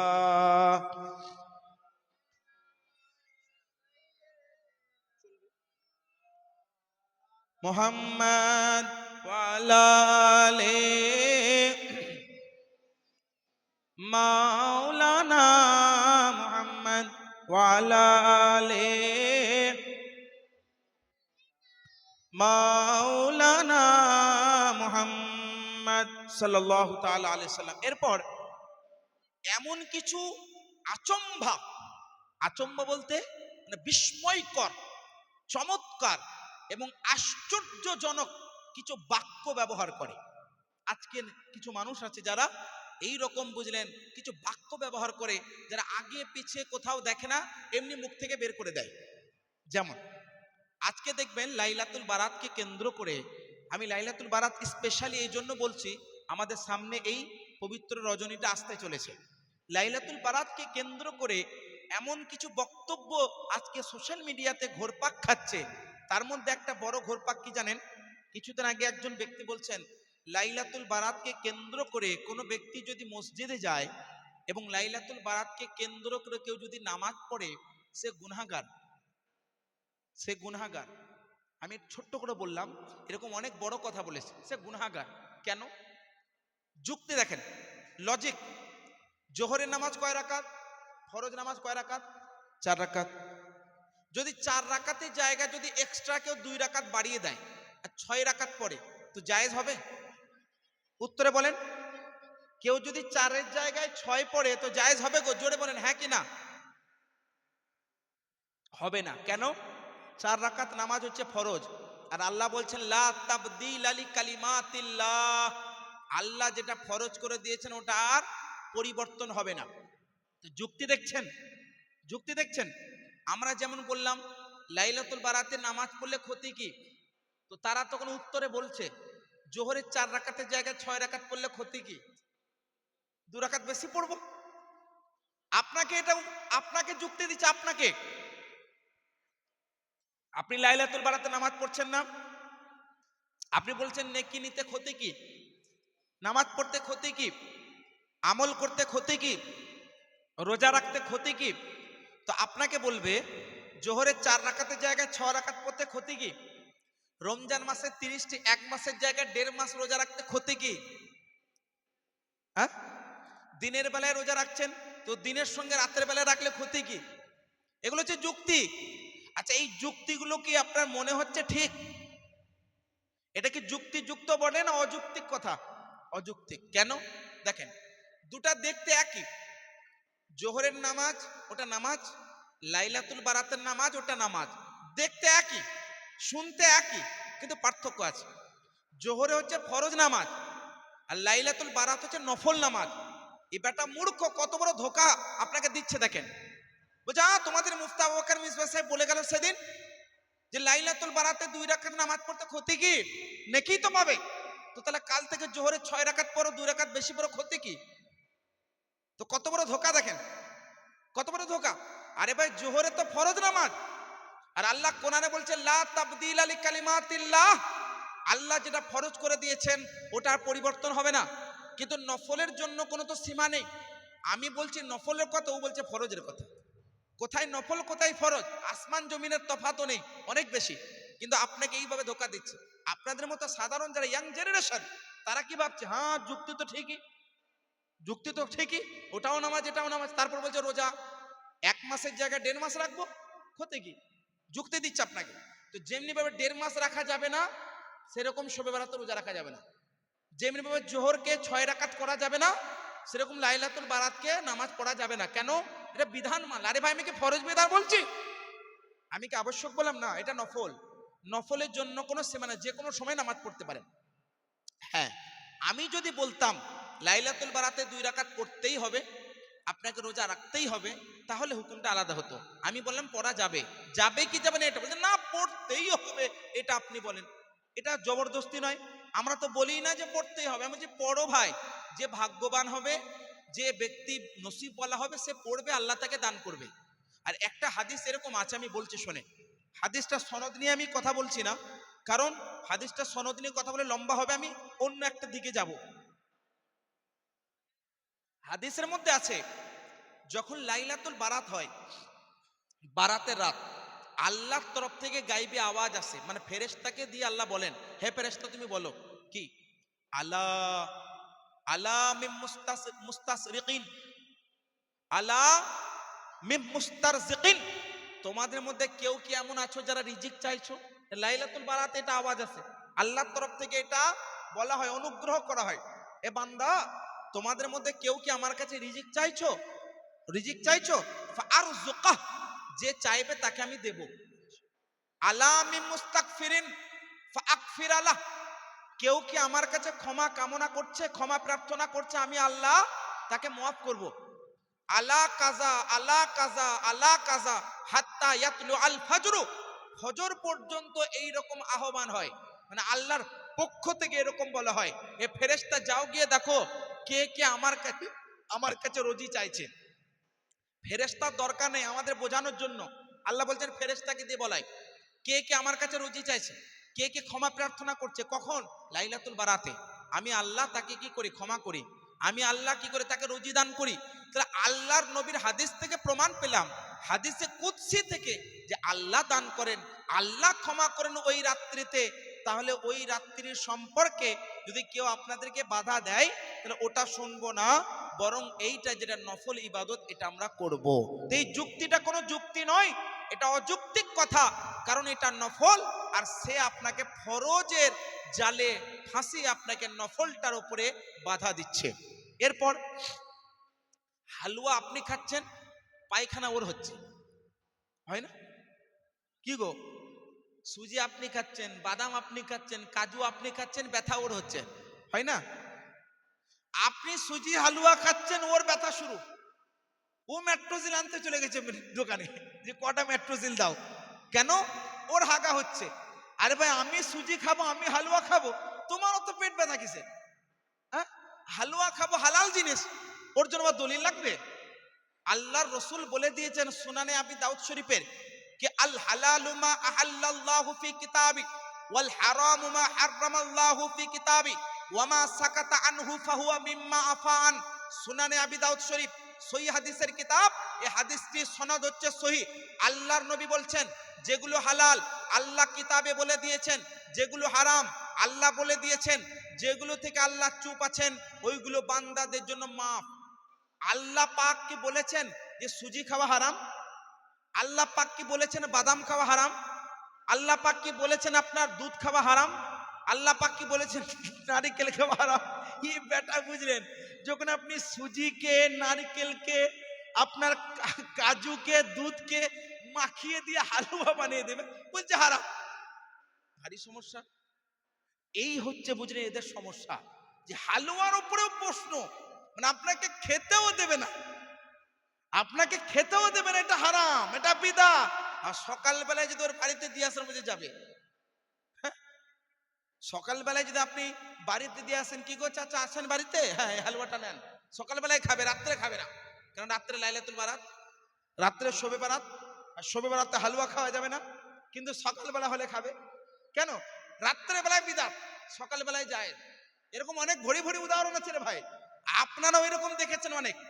কে হয়তো মেয়ের বাড়ির কোন দূরের সম্পর্কে কেউ আছে বুঝলেন, একটা বক্সে আপনি হালুয়া নিয়ে গিয়ে সকালে দেবেন, জিজ্ঞেসই করবেন, সে বলবে না যে শবে মেরাজের না শবে বারাতে, হ্যাঁ ভালো খাবার খেয়ে নেবে। রাত্রে বেলায় নিয়ে গেলে বলবে এটা বারাতের নয় তো, শবে বারাতে নয় তো, হালুয়া খাবে না। মহা ঝামেলা। তো এগুলো হচ্ছে বোকামি, এগুলো অজ্ঞাতপূর্ণ কথা, এগুলোর কোনো দলিল, কোনো যুক্তি নেই। পরিষ্কার ভাবে যেগুলো স্পেসিফিক ভাবে হালাল, ওটা একত্রিত করলেও হালাল। কাজু বাদাম, সুজি, দুধ আর নারকেল বাদাম একটা একটা করে যদি আমি গুনি, পার্টিকুলার ভাবে সবগুলোই যখন হালাল, আমি যুক্ত করলে হারাম কেন হবে রে ভাই? তো আমি আলাদাভাবে যেমন হালাল, মিশিয়ে দিলেও হারাম হবে না, এটা পরিষ্কার করে। আর কোরআনে আল্লাহ পাক বলছেন, ইয়া আইয়ুহাল্লাযীনা আমানু কুলু মিন তাইয়্যিবাত মা রাযাকাকুমুল্লাহু হালালান তাইয়্যিবা ওয়া লা তা'তাদু ইন্নাল্লাহা লা ইউহিব্বুল মু'তাদিন। কোরআনের আয়াত। আল্লাহ বলছেন, হে ঈমানদার, তোমরা আমার হালাল পবিত্র জিনিসগুলোকে হারাম করো না, আর তোমরা সীমা লঙ্ঘন করো না, আল্লাহ সীমা লঙ্ঘনকারীকে কখনো পছন্দ করে না। তো মনে রাখবেন, হালুয়া খাওয়া তো একটা ভালো কাজ বা একটা খাদ্য, একটা খাদ্য বলতে পারেন, একটা খাদ্য, একটা ভালো খাবার আমি খাচ্ছি, এটাকে যদি কেউ না খায় সে গুনাহগার হবে না, সে কাফেরও হবে না, তার ইচ্ছা, খেতেও পারে নাও খেতে পারে, কিন্তু হারাম বলে সে ফেঁসে গেল। কেন? কারণ হালালকে হারাম বলা গুনাহ। হালালকে হারাম বলা গুনাহ নয়, যেমনি ভাবে হারামকে হালাল বলা গুনাহ, ওই রকম ভাবে হালালকে হারাম বলাও গুনাহ হবে না। কেউ কুকুরের মাংস খাওয়া হালাল, ও মুসলমান থাকবে? জোরে বলুন, জোরে বলুন। কারণ যেটা হারাম সেটাকে হালাল কারনেওয়ালা কোনো বান্দা নয়, কারণ আল্লাহ যেটা হারাম করেছেন বান্দা সেটা হালাল করতে পারে না। তো যেটা হারাম সেটাকে যেমন হালাল করা যায় না, যেটা হালাল সেটাকেও হারাম করা যায় না। এটা ছোট্ট উসুল, একটা ছোট্ট অঙ্ক। এটা হালুয়া আর বাদাম রুটির কথা নয়, এটা হালাল আর হারামের কথা। অনেকে বলে, হুজুর আপনারা কেন হালুয়া খাচ্ছেন, হালুয়ার কথাই বলবেন না। এখানে খাওয়া খাওয়ির ব্যাপার হচ্ছে না, এখানে ব্যাপার হচ্ছে হালাল আর হারামে। হ্যাঁ, বাদাম কাদু সুজি আর ওই আপনার দুধ পানির কথা হচ্ছে না, কথা হচ্ছে হালাল আর হারামের। যেটা হালাল সেটাকে তোমরা হারাম বলছো। সুতরাং তুমি যখন হারাম বলবে, কোরআনের উপরে কথা বলছো, হাদিসের উপরে কথা বলছো, ইসলামের উপরে কথা বলছো, শরীয়তের উপরে কথা বলছো, তাই তোমরা গুনাহগার হবে। খেয়ে আমরা গুনাহগার হব না, তোমরা না খেয়ে গুনাহগার হবে। খাচ্ছে আমরা, জ্বলছে ওরা, বিরাট ব্যাপার। তো যাই হোক, ও যতই জ্বলুক খানেওয়ালা খাবে, যাকে আল্লাহ খাওয়াবে সে খাবে না? খাবে না? কোটি কোটি টাকার বিছানাতেও যদি কেউ ঘুমায় না, এত ডায়াবেটিস, এত বুঝলেন তার সুগার প্রেশার এত হাই, তো তার সামনে ভালো ভোগ্য সামগ্রী বললেন তার জিভে পানি চলিলেও খেতে পারে না। পাই, আমি এটা ফ্যাক্ট বলছি কিনা গো। কোটি কোটি টাকার মালিক, মিলিয়ন বিলিয়ন ট্রিলিয়নের মালিক, বড় বড় বিলিয়নিয়ার, বড় বড় মিলিয়নিয়ার, কিন্তু এমন কিছু খাবার বুঝলেন ও ডায়াবেটিস মেরে দিয়েছে, ও সুগারে মেরে দিয়েছে, ও জিভ দিয়ে পানি ঠপ ঠপ করে পড়বে কিন্তু খেতে পারবে না। কেন? কেন? কারণ নসিবে নেই ভাই। কেউ যদি সুগার প্রেসারের রোগী আছেন, মন খারাপ করবেন না, কারণ এগুলো একটা পরীক্ষা। যদি মুসলমান কোন এমন ব্যক্তির হয়ে থাকে, এগুলো একটা পরীক্ষা। পরীক্ষা বলতে কি আমাদের ভুলের কারণে এগুলো হয়েছে। আল্লাহ তো বলেন তুমি সুগারের বিমারিতে যুক্ত হয়ে যাও, বিমারি দেনেওয়ালা আল্লাহ, কিন্তু যে কারণে বিমারি হয় ওটা গ্রহণ করা ছাড়ার দায়িত্ব আমাদের। আপনি গ্রহণ করলে হবে, গ্রহণ না করলে হবে না, পরিষ্কার কথা। এবার যেটা বলছিলাম সেটা হচ্ছে এই নসিবওয়ালাদেরকে আল্লাহ খাওয়ায়, যারা বদনসিব তাদেরকে খাওয়ায় না। বুঝতে পারছেন না?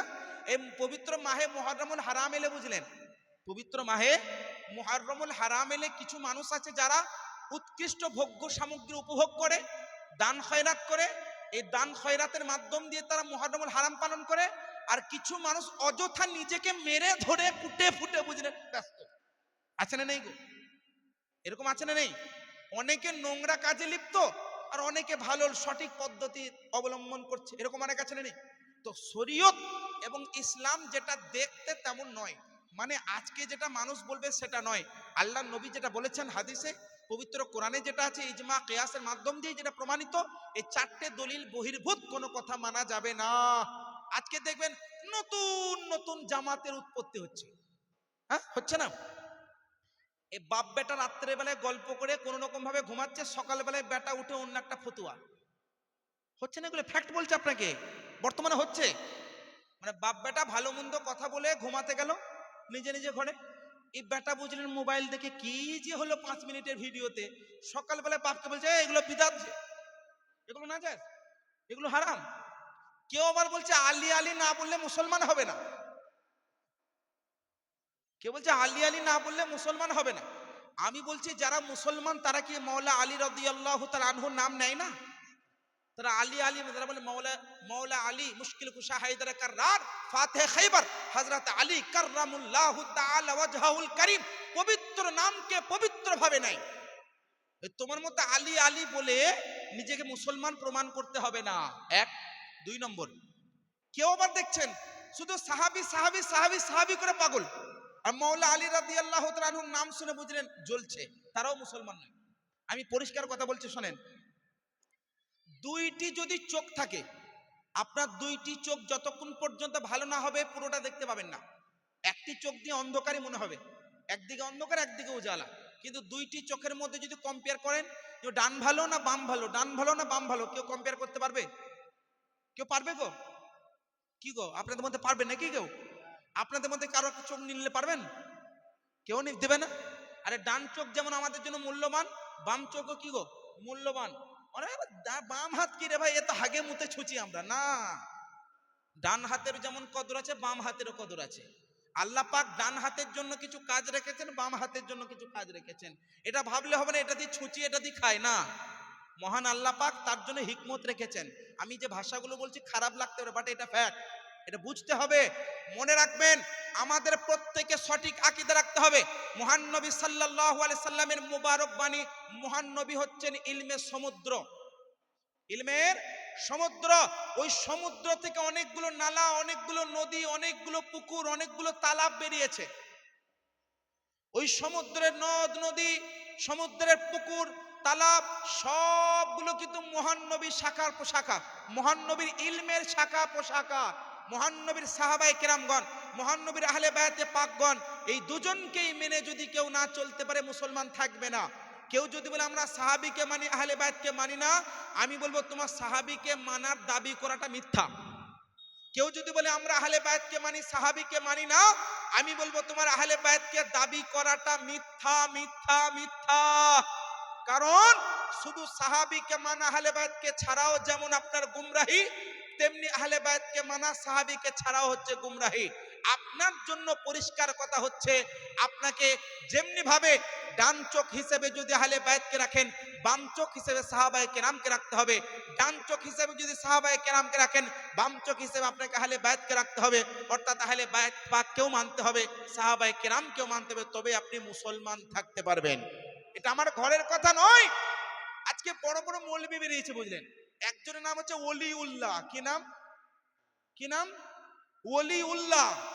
ওলিউল্লাহর নামের অর্থ হচ্ছে আল্লাহর ওলি। বেটা আল্লাহর ওলি এমন মনে কথা বলছে, শয়তানও মনে হয় ভয় পাবে। এরা কত বড় কথা বলে দিল রে। নাম হচ্ছে ওলিউল্লাহ। আমি নাম নিয়ে বলছি, কারণ ভয় পাই না। এই ওলিউল্লাহকে কতবার চ্যালেঞ্জ করেছে, নাম শুনে ভয় পালিয়ে গেছে স্টেজ থেকে, এরকম অনেক হয়েছে। গ্রামের নামও বলে দিচ্ছি, মুর্শিদাবাদ ভরতপুর থানার অন্তর্গত হরিশ্চন্দ্রপুর গ্রামে, বুঝলেন, এক জায়গায় নাম শুনে যে মুফতি আবু বকর মিসবাহী সাহেব আছে, ওখানে আমি বক্তব্য দিলে ধরবে, ভয় আসাইনি, ক্যান্সেল। ওই ওলিউল্লাহকে বলছি। আমি একটা ভিডিও দেখলাম, উনি পাঠিয়েছেন, উনি বলছেন একটা হাদিসে আছে, মহান নবী বলেছেন কুনতা নাবিয়ান কুনতু ওয়া আলিয়ুন, কুনতু ওয়া আলিয়ুন মিন নূরিন। বলুন নাউজুবিল্লাহ। সে বলছে নাকি হাদিস আছে আমি নবী এবং আলী দুজনে একটা নূর ছিলাম। বলুন নাউজুবিল্লাহ। এটা হাদিস কোট করছে, হাদিস। আমি বলবো বেটা কোন কিতাব আছে দেখাও। তোমার চটি কিতাব চলবে না, জয়ীফ কথা চলবে না, শিয়াদের বানানো গল্প চলবে না। কোন গ্রহণযোগ্য হাদিসের কিতাব আছে দেখাও। কিয়ামতের সকাল পর্যন্ত দেখাতে পারবে না। কিন্তু এই রকম ওলিউল্লাহর মতো ব্যক্তি, শাব্বির আলী ওয়ারসির মতো নামধারী কিছু ব্যক্তি আছে, বুঝলেন, আমি অন রেকর্ড অন ক্যামেরা বলে যাচ্ছি, এমন এমন মন্তব্য করে মাওলা আলী রাদিয়াল্লাহু আনহুর মুহাব্বত তোমরা করো না। মাওলা আলী রাদিয়াল্লাহু তাআলা আনহুর মুহাব্বত আহলে সুন্নাত ওয়াল জামাতের ব্যক্তিরা একমাত্র মুহাব্বত করে। কারণ আমাদের আকিদা, আমাদের বিশ্বাস হচ্ছে साहबाए किराम की मोहब्बत अपने सीनों पर रखते हैं और अहले बायत अतहार की मोहब्बत भी अपने सीनों पर रखते हैं। এটাই হচ্ছে একমাত্র আহলে সুন্নাত ওয়াল জামাতের মত পথ। এর বাইরে আহলে সুন্নাত ওয়াল জামাত যায় না। কিন্তু তোমাদের মত নয়। আবু বকর সিদ্দিক রাদিয়াল্লাহু আনহুকে গালি দাও, उमर फारूक রাদিয়াল্লাহু তাআলা আনহুকে গালি দাও। আমি বলছি বেটা শোনো, चाहे तुम शब्बीर अली वारसी हो, तुम वलीउल्लाह हो, चाहे कोई भी हो, अगर हजरत अबू बकर सिद्दीक उमर फारूक की सहाबियत का इनकार करते हो तो तुम मुसलमान ही नहीं रहोगे। ये हम नहीं कहते, कुरान कहता है।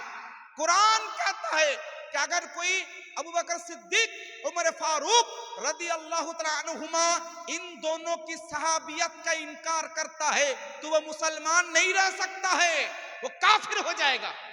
किसी भी सहाबी का इनकार करना गुमराही होगा, वो बदमजहबी है। लेकिन अबू बकर सिद्दीक उमर फारूक ये दो सहाबी ऐसे हैं जिनकी शान में कुरान उतरा है, लिहाजा इनकी सहाबियत में इनकार करना कुफ्र है, कुफ्र है, कुफ्र है। কিন্তু এর মানে এটা নয় উসমানে গনি রাদিয়াল্লাহু তাআলা আনহুকে মানি না, মাওলা আলী রাদিয়াল্লাহু আনহুকে মানি না, এর মানে এটা নয়। এর মানে হচ্ছে এটাই আমাদের একমাত্র আকীদা, রাদিয়াল্লাহু আনহুম ওয়া রাদু আন উলাইকা হিজবুল্লাহ।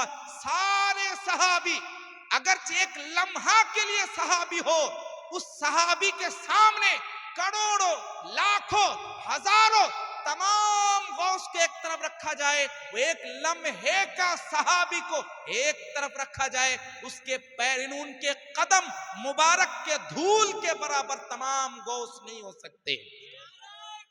ये जो अकीदा रखते होगे।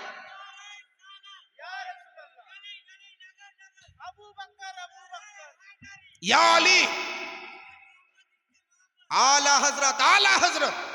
आज के दौर में बहुत से लोग बाहर से आकर के जो है इतना चिंघाड़ते हैं, दहाड़ते, लगता बहुत बड़े आलिम है। आज के होচ্ছে না, হচ্ছে না গো। আপনাদের এলাকায় হচ্ছে অমুক বাইরে থেকে বক্তা এসেছে, অমুক বাইরে থেকে বক্তা এসেছে, এই বলে গেছে, সেই বলে গেছে। আমি একটা কথা বলছি, ও অমুক বক্তাকে আনেন, আমি বেশি দূরে থাকি না, 1 কিলোমিটার হবে, 1 কিলোমিটার। কথা বললাম, টি 121 মারি রোড সুন্নি হানাফি জামা মসজিদের আলহামদুলিল্লাহ আমি পেশ ইমাম। আমি বছরে থাকি চাই না থাকি, প্রত্যেক জুমায় থাকি ইনশাআল্লাহ। প্রত্যেক জুমায় থাকার চেষ্টা করি। পশ্চিম বাংলার, ভারতের যেখানেই থাকি না কেন, জুমার দিন আমি হাজির হওয়ার চেষ্টা করি, জুমার নামাজ পড়াই। সুতরাং ওই শাব্বির আলী ওয়ারসি हो, वलीउल्लाह हो या जमीर उद्दीन, जो तो मेरे डर से, पीरडांगा एक मजार शरीफ है ना, वहां पे बगली में पीरडांगा मजार शरीफ, क्या है पीरडांगा ही है ना, पीरडांगा मजार शरीफ में 2022 की बात कर रहा हूं, 2022 शुरू में मैं कलकत्ता में आया हुआ था। 2022 में मैंने तकरीर की थी। तकरीर करने के बाद उसने उल्टा जो सो उसने बक दिया। उसके बाद तकरीर करने जब मैं उठा, वो मारे डर के हेलमेट कैसे पहन लिया, छुपा करके भाग रहा है। बोले यहाँ आओ, स्टेज पर देखते हैं, लोगों को गुमराह करते हो, কোথায় লেখা আছে কথাটি যেটা বলে গেলে তুমি। সে তখন বুঝলেন মানুষকে দেখানোর জন্য এক কদম পিছিয়ে আসার পরে ভয় পেয়ে গেল। তো এইরকম হয়, আমরা ঝগড়া চাই না, আমরা সমাধান চাই। সে ওলিউল্লাহ সাহেব হোক, সে শাব্বির আলী ওয়ারসি সাহেব হোক, এটা আমার এলাকা আপনাদের এলাকা। আমরা চাই না এখানে কেউ উল্টো পাল্টা বকে চলে যাবে আর মানুষকে বিভ্রান্ত করবে, এটা কিন্তু হতে দেব না ইনশাআল্লাহুর রহমান, ইনশাআল্লাহ হতে দেব না। পরিষ্কার ভাবে সমস্ত নওজওয়ান ভাইকে বলছি, কোনো ঝগড়া কোনো দ্বন্দ্ব নাই ভাই। আমি নিজে দায়িত্ব নিচ্ছি। কি দায়িত্ব? সে দায়িত্বটা হলো এই, আমি ঝগড়া করতে দেব না। আমি কিতাবাদি নিয়ে সামনে বলবো, উনাকে ডাকুন ডাকুন, আর বিশেষ করে আমাকে আগের থেকে জানাবেন, কারণ বিভিন্ন জায়গায় আগামী 2026-এর অক্টোবর পর্যন্ত আমার প্রোগ্রাম শিডিউল নেওয়া আছে। মাঝে মাঝে গ্যাপ আছে, তো আগের থেকে আমাকে জানাবেন অমুক দিনে আসবে, ইনশাআল্লাহ আমি হাজির হব। কোনো ঝগড়া নয়, কোনো দ্বন্দ্ব নয়, এক স্টেজে হবে, কি আছে সমস্যা, এক স্টেজে হবে। উনিও তো ভাই, মুসলমান ভাই ভাই, কেউ গোমরা ভাই, কেউ মমিন ভাই, কোনো সমস্যা নেই।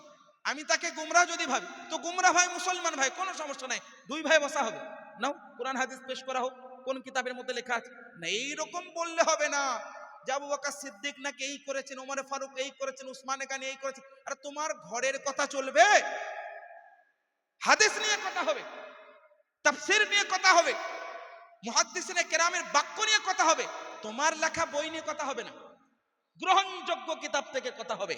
আমি ওয়ান রেকর্ড বলে যাচ্ছি, অনেক সময় এগুলো বললে বুঝলে অনেকে বলে এখন ভারতের অবস্থা ভালো নেই, ভারতের অবস্থা এই আছে সেই আছে, ঝগড়া করে। ঝগড়া তো নয়, ভারতের অবস্থা এখন যেটা আছে আগে কিন্তু ভালো হবে না, আরো খারাপ হবে। কারণ কিয়ামত যত কাছে তত সময় আরো খারাপ হবে। কিন্তু আমাদের প্রজন্ম, আগামী প্রজন্ম, আপনাদের বাড়ির ছোট্ট ছোট বাচ্চা যারা আগে বড় হবে, এই শাব্বির আলী ওয়ারসির মতো ভয়ঙ্কর বিষাক্ত মাল, ওলিউল্লাহর মতো বিষাক্ত মাল, শিয়া প্রোডাক্ট, এরা যারা মাওলা আলী রাদিয়াল্লাহু আনহুর মিথ্যা মুহাব্বতের দাবি করে জনগণকে যেভাবে বিভ্রান্ত করছে, আমাদের সমাধানের রাস্তা খোঁজার দরকার আছে না নাই গো? হ্যাঁ, আমি গালি গলজ করার জন্য বলছি না ভাই, পরিষ্কার কথা বলছি, আমি একদম দায়িত্বশীল ভাবে বলছি, একদম নম্র ভদ্র ভাবে, একদম শান্তিপূর্ণ পরিবেশে দুই ভাইয়ে বসবো, কোরআন হাদিস সামনে আসবে, লাইভ চলবে, সমস্ত জনগণ বসে থাকবে, দুই পক্ষের আলোচনা হবে। আপনি 10 মিনিট, আমি 10 মিনিট, আপনি 10 মিনিট, আমি 10 মিনিট, যার দলিলের দম থাকবে জনগণ বুঝে নেবে। তোমার যদি ভয় লাগছে কাউকে জজ রাখতে, এই জজ রাখলে সেই করবে, ঠিক আছে, তুমি 10 মিনিট বলবে, আমি 10 মিনিট বলবো, নো প্রবলেম, জনগণ বুঝে নেবে কার দলিলে দম আছে। আর আমাদের আলহামদুলিল্লাহ আহলে সুন্নাত ওয়াল জামাতের মুসলমান যারা আছেন, ওই দলিলগুলো বোঝার মতো ক্ষমতা আছে, আছে না গো? আছে না নাই? इंशाअल्लाह আছে। সেই জন্য आइंदा कभी भी चाहे शब्बीर अली वारसी हो, वलीउल्लाह कोई भी हो, अगर उल्टा इस तरह की उल्टी सीधी बातें करके चले जाए तो वहीं पे रोकिए कि ठहरिए आप, चूंकि वो आलिम दीन अपने आप को कहते हैं, तो इज्जत के साथ ही बोलिए हजरत ठहर जाइए, अब ठहर जाइए, मैं बुला के लाता हूं, मैं बुला के लाता हूं। अगर मैं हाजिर रहूंगा ना, अगर मैं मस्जिद में हाजिर रहूंगा, आप जब मुझे बुलाएंगे इंशाल्लाह मैं हाजिर रहूंगा।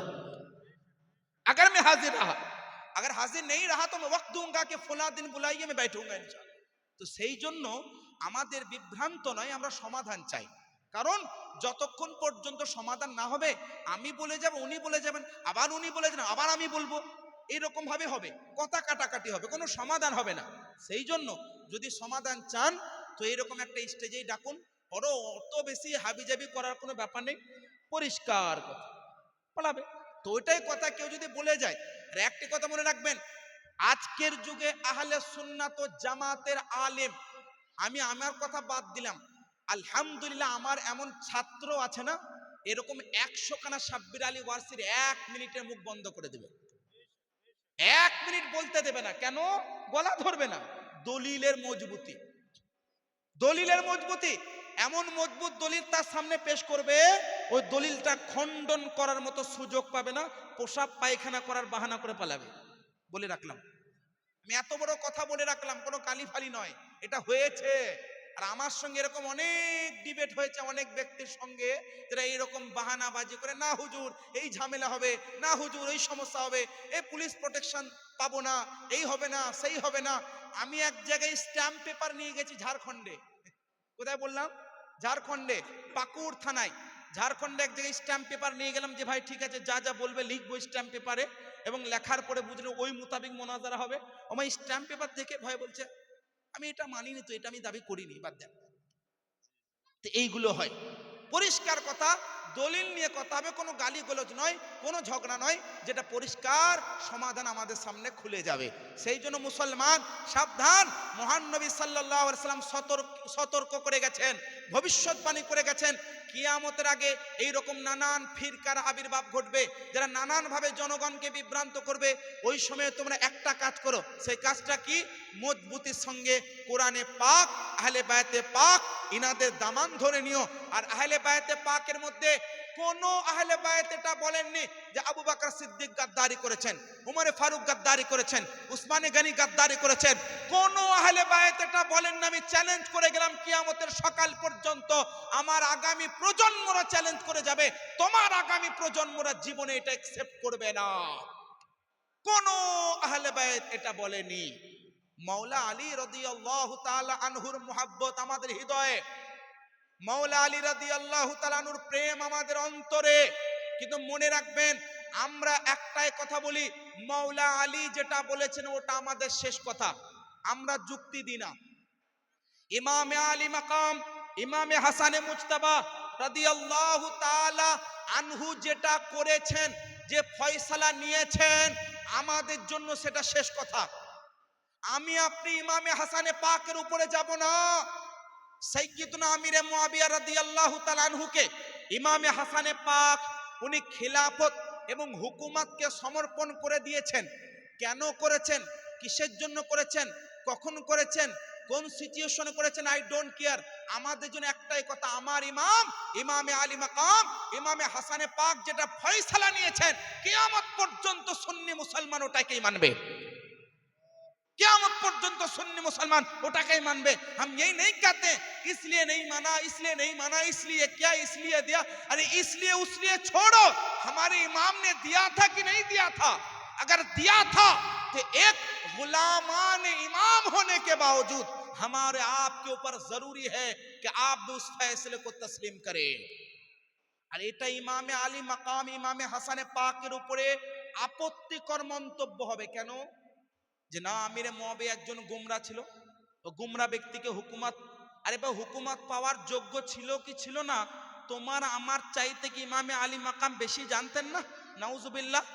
এই বেটা এই যে কথাটা বললো না, এটা ইমামে হাসানে পাকের মুবারক দরবারের উপরে আঙুল তুললো, আমরা কি ওটা সহ্য করব? আরে সে যতই মুখে আলী আলী বলুক, ওর আলী আলী এই হলকের নিচে যাবে না, যাবে না। এই জন্য যাবে না যে মাওলা আলীর খানদানের চিরাগ, চশম চিরাগ ইমামে হাসানে পাকের ফয়সালাকে মেনে নেয় না, ওই ব্যক্তির আলী আলী এই হলকের নিচে যাবে না। এটা মাথায় রাখবেন। এই জন্য পরিষ্কার করে বলে দিচ্ছে আমি আপনাদেরকে একটি কথা, এই যে 61 হিজরি বা 60 হিজরি ধরলাম, 60 হিজরির শেষে 61 হিজরি ধরলাম, 61 হিজরির পরে কি সাহাবীরা বেঁচে ছিলেন না? জোরে বলুন, জানেন? যদি বলুন, যদি না জানেন বলুন জানেন না, জানেন না তো?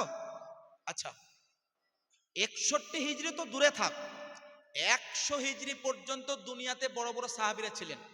কত হিজরি পর্যন্ত? 100 হিজরি। আমি কয়েকজন সাহাবীর নাম নিচ্ছি। হযরত যায়েদ ইবনে আরকাম রাদিয়াল্লাহু আন একজন বড় সাহাবী, যায়েদ ইবনে আরকাম রাদিয়াল্লাহু আনহু একজন বড় সাহাবী, উনি বেঁচে ছিলেন। হযরত আব্দুল্লাহ ইবনে উমর, হযরত আব্দুল্লাহ ইবনে জুবায়ের, হযরত আব্দুল্লাহ ইবনে উমর, আব্দুল্লাহ ইবনে জুবায়ের এই সব বড় বড় সাহাবীরা কিন্তু বেঁচে ছিলেন। কখন? কারবালা সংগঠিত হওয়ার পরে। তা কারবালা হওয়ার পরে হাজার হাজার সাহাবীরা যে বেঁচে ছিলেন। আচ্ছা, মেনে নিলাম তোমাদের কথায় ইয়েজিদের ভয়ে সাহাবীরা নাকি চুপ ছিলেন। তো হাজার হাজার সাহাবীর মধ্যে একজন সাহাবী তো এমন হবেনি যে উনি বলে যাবেন যে না, ইয়াজিদ পালিত, ওই ব্যক্তি এটা করেছে যার কারণে আমিরে মুয়াবিয়া কাফের। এরকম কথা তো কোনো সাহাবী বলবেন না, বলবেন না? তো যদি কোনো সাহাবী বলেছেন তো দেখাও। কারবালা হওয়ার পরে হাজার হাজার সাহাবী জীবিত ছিলেন দুনিয়ায়, কোনো একটাও সাহাবী এটা বলেননি যে আমিরে মুয়াবিয়া কাফের। আরে ইয়াজিদের কথা বাদ দেন, ওকে লাত মারেন, ইয়াজিদকে আমরা গালি দিই, ইয়াজিদ নাপাক, নিকৃষ্ট, গুনাহগার, বদনসিব, ওর কথা বাদ দেন। ওর কথা এখানে হচ্ছে না, আউট অফ লিস্ট। আমি সাইয়্যিদুনা আমিরে মুয়াবিয়া রাদিয়াল্লাহু আনহুর কথা বলছি। সাইয়্যিদুনা আমিরে মুয়াবিয়া রাদিয়াল্লাহু আনহুকে কোন সাহাবীকে কাফের বলেছে? দেখাও কোন সাহাবী বলে। গুমরাহ বলেছে? না, বলেনি। কোন সাহাবী বলে? তাহলে কোন সাহাবী যখন বলেনি, তুমি আমি কে কাউকে কাফের বলার? তুমি আমি কে কাউকে গুমরাহ বলার? আচ্ছা, ইয়াজিদের বাপ বলে কি কাফের? বলুন নাউজুবিল্লাহ। তাহলে যদি বাপ হওয়ার কারণে কাফের হয়, নবী নূহ আলাইহিস সালামের পুত্র ঈমান আনেনি, তো বাপ হওয়ার কারণে তিনি কি কাফের হয়ে যাবেন? বলুন নাউজুবিল্লাহ। হযরত নূহ আলাইহিস সালাম তো নবী, নূহ আলাইহিস সালাম না হলে আমরা মানবের বিস্তার ঘটতো না। তাহলে মোট কথা, অ্যাজ এ ফাদার, একজন বাপ হিসেবে যদি পুত্র কাফের হয়, পুত্র যদি পথভ্রষ্ট হয়, পুত্রের কারণে বাবা কিন্তু কাফের হয় না। এটা কোরআন বলছে। কোরআনে কি আছে? ওয়ালা তাজরু ওয়াজিরাতু উযরা উখরা, কারোর গুনাহ কারোর উপরে চাপে না। বেটা যদি গুনাহগার হয়, সাবালক হয়, তো তার গুনাহটা বাপের উপরে চাপবে না। তো সাইয়্যিদুনা আমিরে মুয়াবিয়া রাদিয়াল্লাহু আনহু বাবা বলেই কি উনি কাফের হয়ে যাবেন? না, উনি সাহাবী। আর সাহাবী হওয়াটা প্রমাণ আছে অনেকগুলি কিতাবে। হাদিসের মধ্যে আছে, বুখারী শরীফের বিভিন্ন কিতাবের মধ্যে আছে, আল্লাহর রাসূল বলছেন, আল্লাহুম্মা হাদিহি হাদিয়ান মাহদিয়া ওয়াহদি বিহিন নাস। এ আল্লাহ, আমার এই সাহাবী আমিরে মুয়াবিয়াকে হিদায়াত প্রাপ্ত করো, ইনার মাধ্যম দিয়ে মানবকে হিদায়াত দাও। আচ্ছা, নবীর দোয়াটা কি নবীর যুগ পর্যন্ত সীমিত ছিল? না, নবী মুস্তাফার দোয়াটা কিয়ামত পর্যন্ত মুসলমানদের জন্য ছিল, ওই জামানা পর্যন্ত সীমিত ছিল না। মহান নবী যখন কারোর জন্য দোয়া করলেন, মহান নবীর দোয়াটা কবুল হয়েছে কি হয়নি এতে কোনো সন্দেহ আছে? না, ওনার দোয়া কবুল হয়েছে, এটা আমাদের ঈমান, এটা আমাদের আকীদা। আরে নবীর দোয়া তো দূরে থাক, মুমিন মুসলমান দোয়া করলে আল্লাহ রদ করে না, এতে নবীর জুবানের দোয়া আল্লাহ কবুল করছেন। আরে নবীর দোয়া তো দূরে থাক, নবী যেটা ভাবেন আল্লাহ ওটা দান করেন। উদাহরণ দিচ্ছি, যারা হজ উমরা করেছেন, মক্কা মদিনার মাঝখানে একটা মসজিদ আছে, যে মসজিদটির নাম হচ্ছে মসজিদে বানি সালমা, যেটা এখন নতুন নাম হচ্ছে মসজিদে কিবলাতাইন। ওই মসজিদে মহান নবী নামাজ পড়ছিলেন জোহরের, 2 রাকাত নামাজ সম্পূর্ণ করলেন, তৃতীয় রাকাতে দাঁড়িয়ে আছেন, আর আল্লাহ নবী বারবার আকাশের দিকে তাকাচ্ছেন আর মাথাটা নামিয়ে নিচ্ছেন, বারবার আকাশের দিকে তাকাচ্ছেন, মাথাটা নামিয়ে নিচ্ছেন। আল্লাহ কোরআনের আয়াত নাজিল করে দিলেন, কদ নারা তাকাল্লুবা ওয়াজহিকা ফিস সামা। হে নবী, আমি আপনার মুখমণ্ডলীকে দেখছি, আপনি বারবার আকাশে তুলছেন না। কদ নারা তাকাল্লুবা ওয়াজহিকা ফিস সামা, হে নবী ফালানুওয়াল্লিয়ান্নাকা কিবলাতান তারদাহা। মানে যখন আল্লাহ নবী মদিনায় হিজরত করলেন, মদিনায় হিজরত করার পরেও আল্লাহ নবী 16 মাস পর্যন্ত, কত মাস? 16 মাস পর্যন্ত বাইতুল মুকাদ্দাসের দিকে নামাজ পড়েছেন। বাইতুল মুকাদ্দাস আমাদের কিবলা ছিল। তো আল্লাহ নবী জোহরের 2 রাকাত নামাজ পড়ার পরে তৃতীয় রাকাতে মনে মনে ভাবছেন যে আল্লাহ, আমাদের কিবলাটা যদি আবার পুনরায় কাবা ঘরটায় আমাদের কিবলা হতো কত ভালো হতো। নবী ভাবছেন, জোহরের 2 রাকাত নামাজে তৃতীয় রাকাতে দাঁড়িয়ে ভাবছেন। আর কোরআনে আল্লাহ আয়াত নাজিল করতেন, নবী ভাবছেন আর আকাশে তাকাচ্ছেন, ভাবছেন আকাশে তাকাচ্ছেন। সূরাতুল বাকারা, পবিত্র কোরআন, পারা নম্বর 2 পৃষ্ঠা নম্বর 1, আল্লাহ বলছেন, কদ নারা তাকাল্লুবা ওয়াজহিকা ফিস সামা। হে নবী, হে মেহবুব, আপনার মুখমণ্ডলে আপনি বারবার আকাশের দিকে তাকাচ্ছেন, আমি আল্লাহ দেখছি। ফালানুওয়াল্লিয়ান্নাকা কিবলাতান তারদাহা।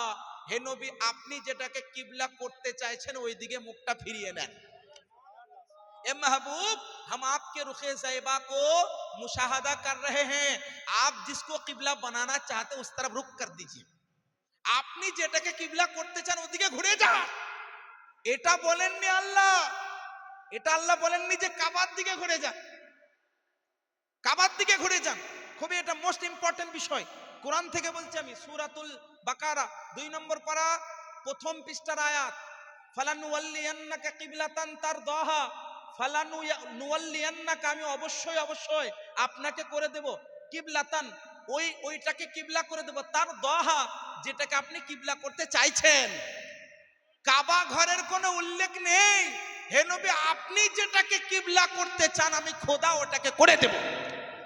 তাহলে মোট কথা, यहाँ रज़ाए मुस्तफा में रज़ाए खुदा है, इसीलिए कहा जाता है, इसीलिए कहा जाता है हर कोई रज़ाए मोहम्मद को चाहता है, खुदा रज़ाए मुस्तफा का तलबगार है। इतना माথায় রাখতে হবে।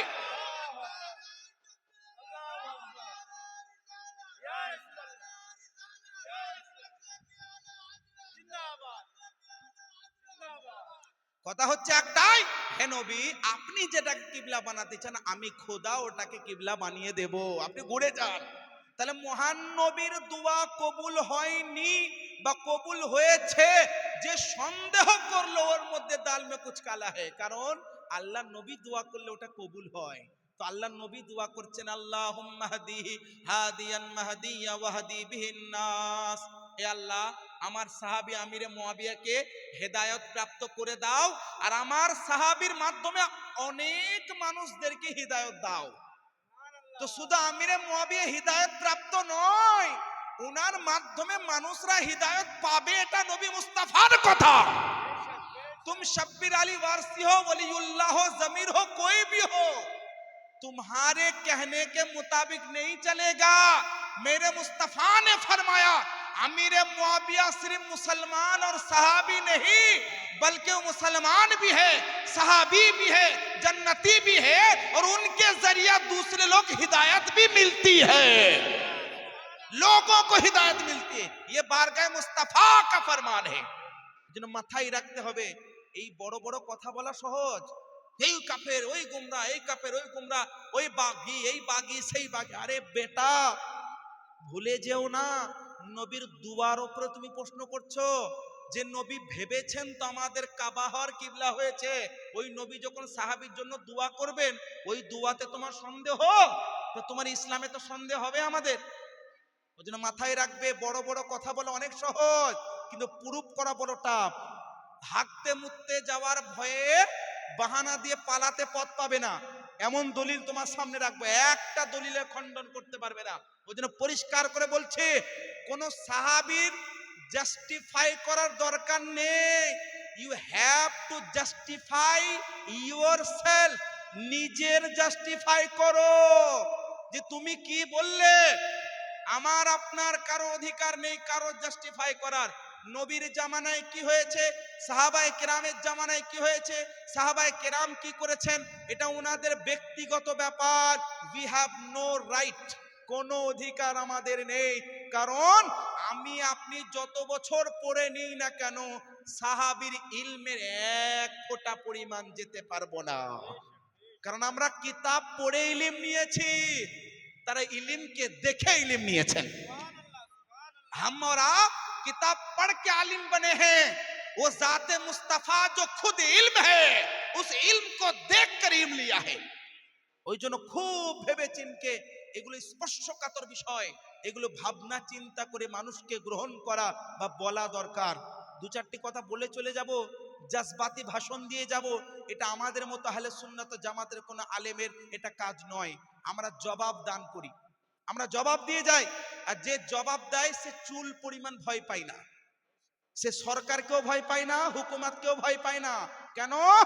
তার কারণ হচ্ছে আমরা এটা বিশ্বাস করি, ইন্না রিজকা লায়াতলুবুন নাস কামা ইয়াতলুবু আজালহু, রাজ্জাক যেমনি তোমাকে রিজিক দেয় ওই রাজ্জাক আমাকেও রিজিক দেয়।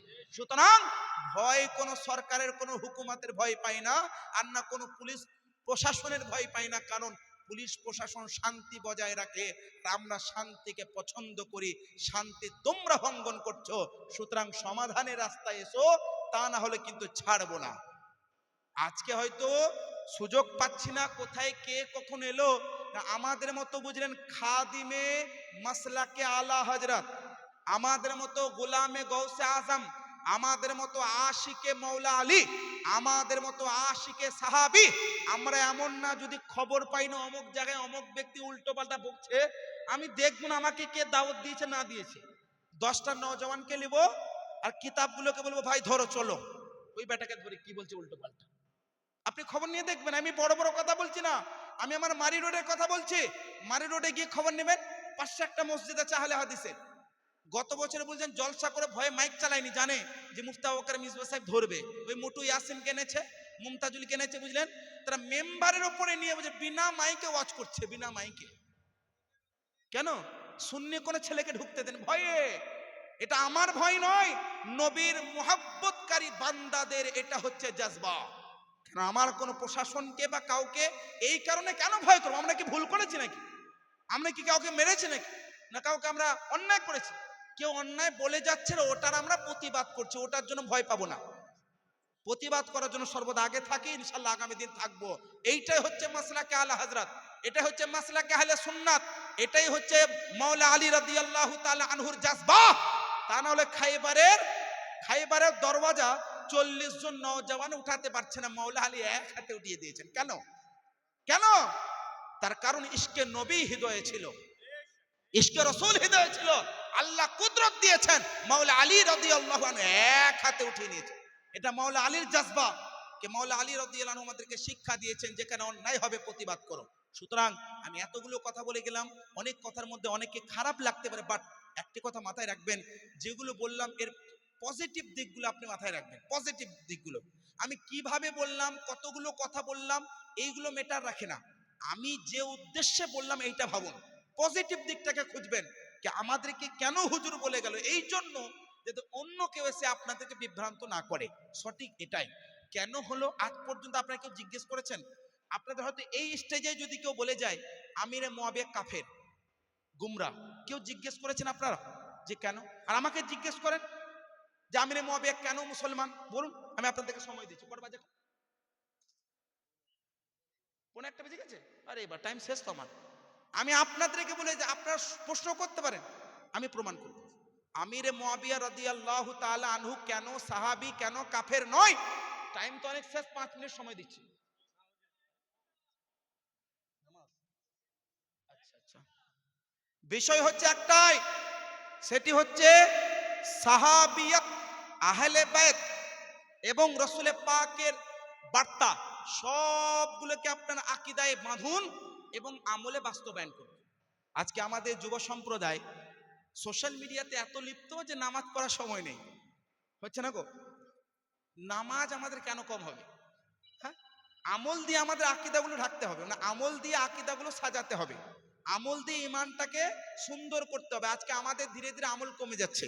সুতরাং আমাদের মাহে রমজান মুবারক আসতে চলেছে, আপনারা প্রতিশ্রুতিবদ্ধ নেন, আপনারা সকলে ওয়াদা করুন যে আল্লাহ যত গুনাহ আমাদের হয়েছে ইতিপূর্বে, আল্লাহ ক্ষমা করো, আগামী দিনে যাতে নামাজের পাবন্দ হতে পারি, এই চেষ্টা আমাদের করতে হবে। আজকে দেখবেন যারা, আমি কাউকে কটাক্ষ করে বলছি না, যারা হয়তো মাওলা আলী মুহাব্বতের প্রেমে যদি মাওলা আলী আলী বলছেন, ভালো জিনিস তো, খারাপ তো কিছু নয়, কিন্তু নামাজ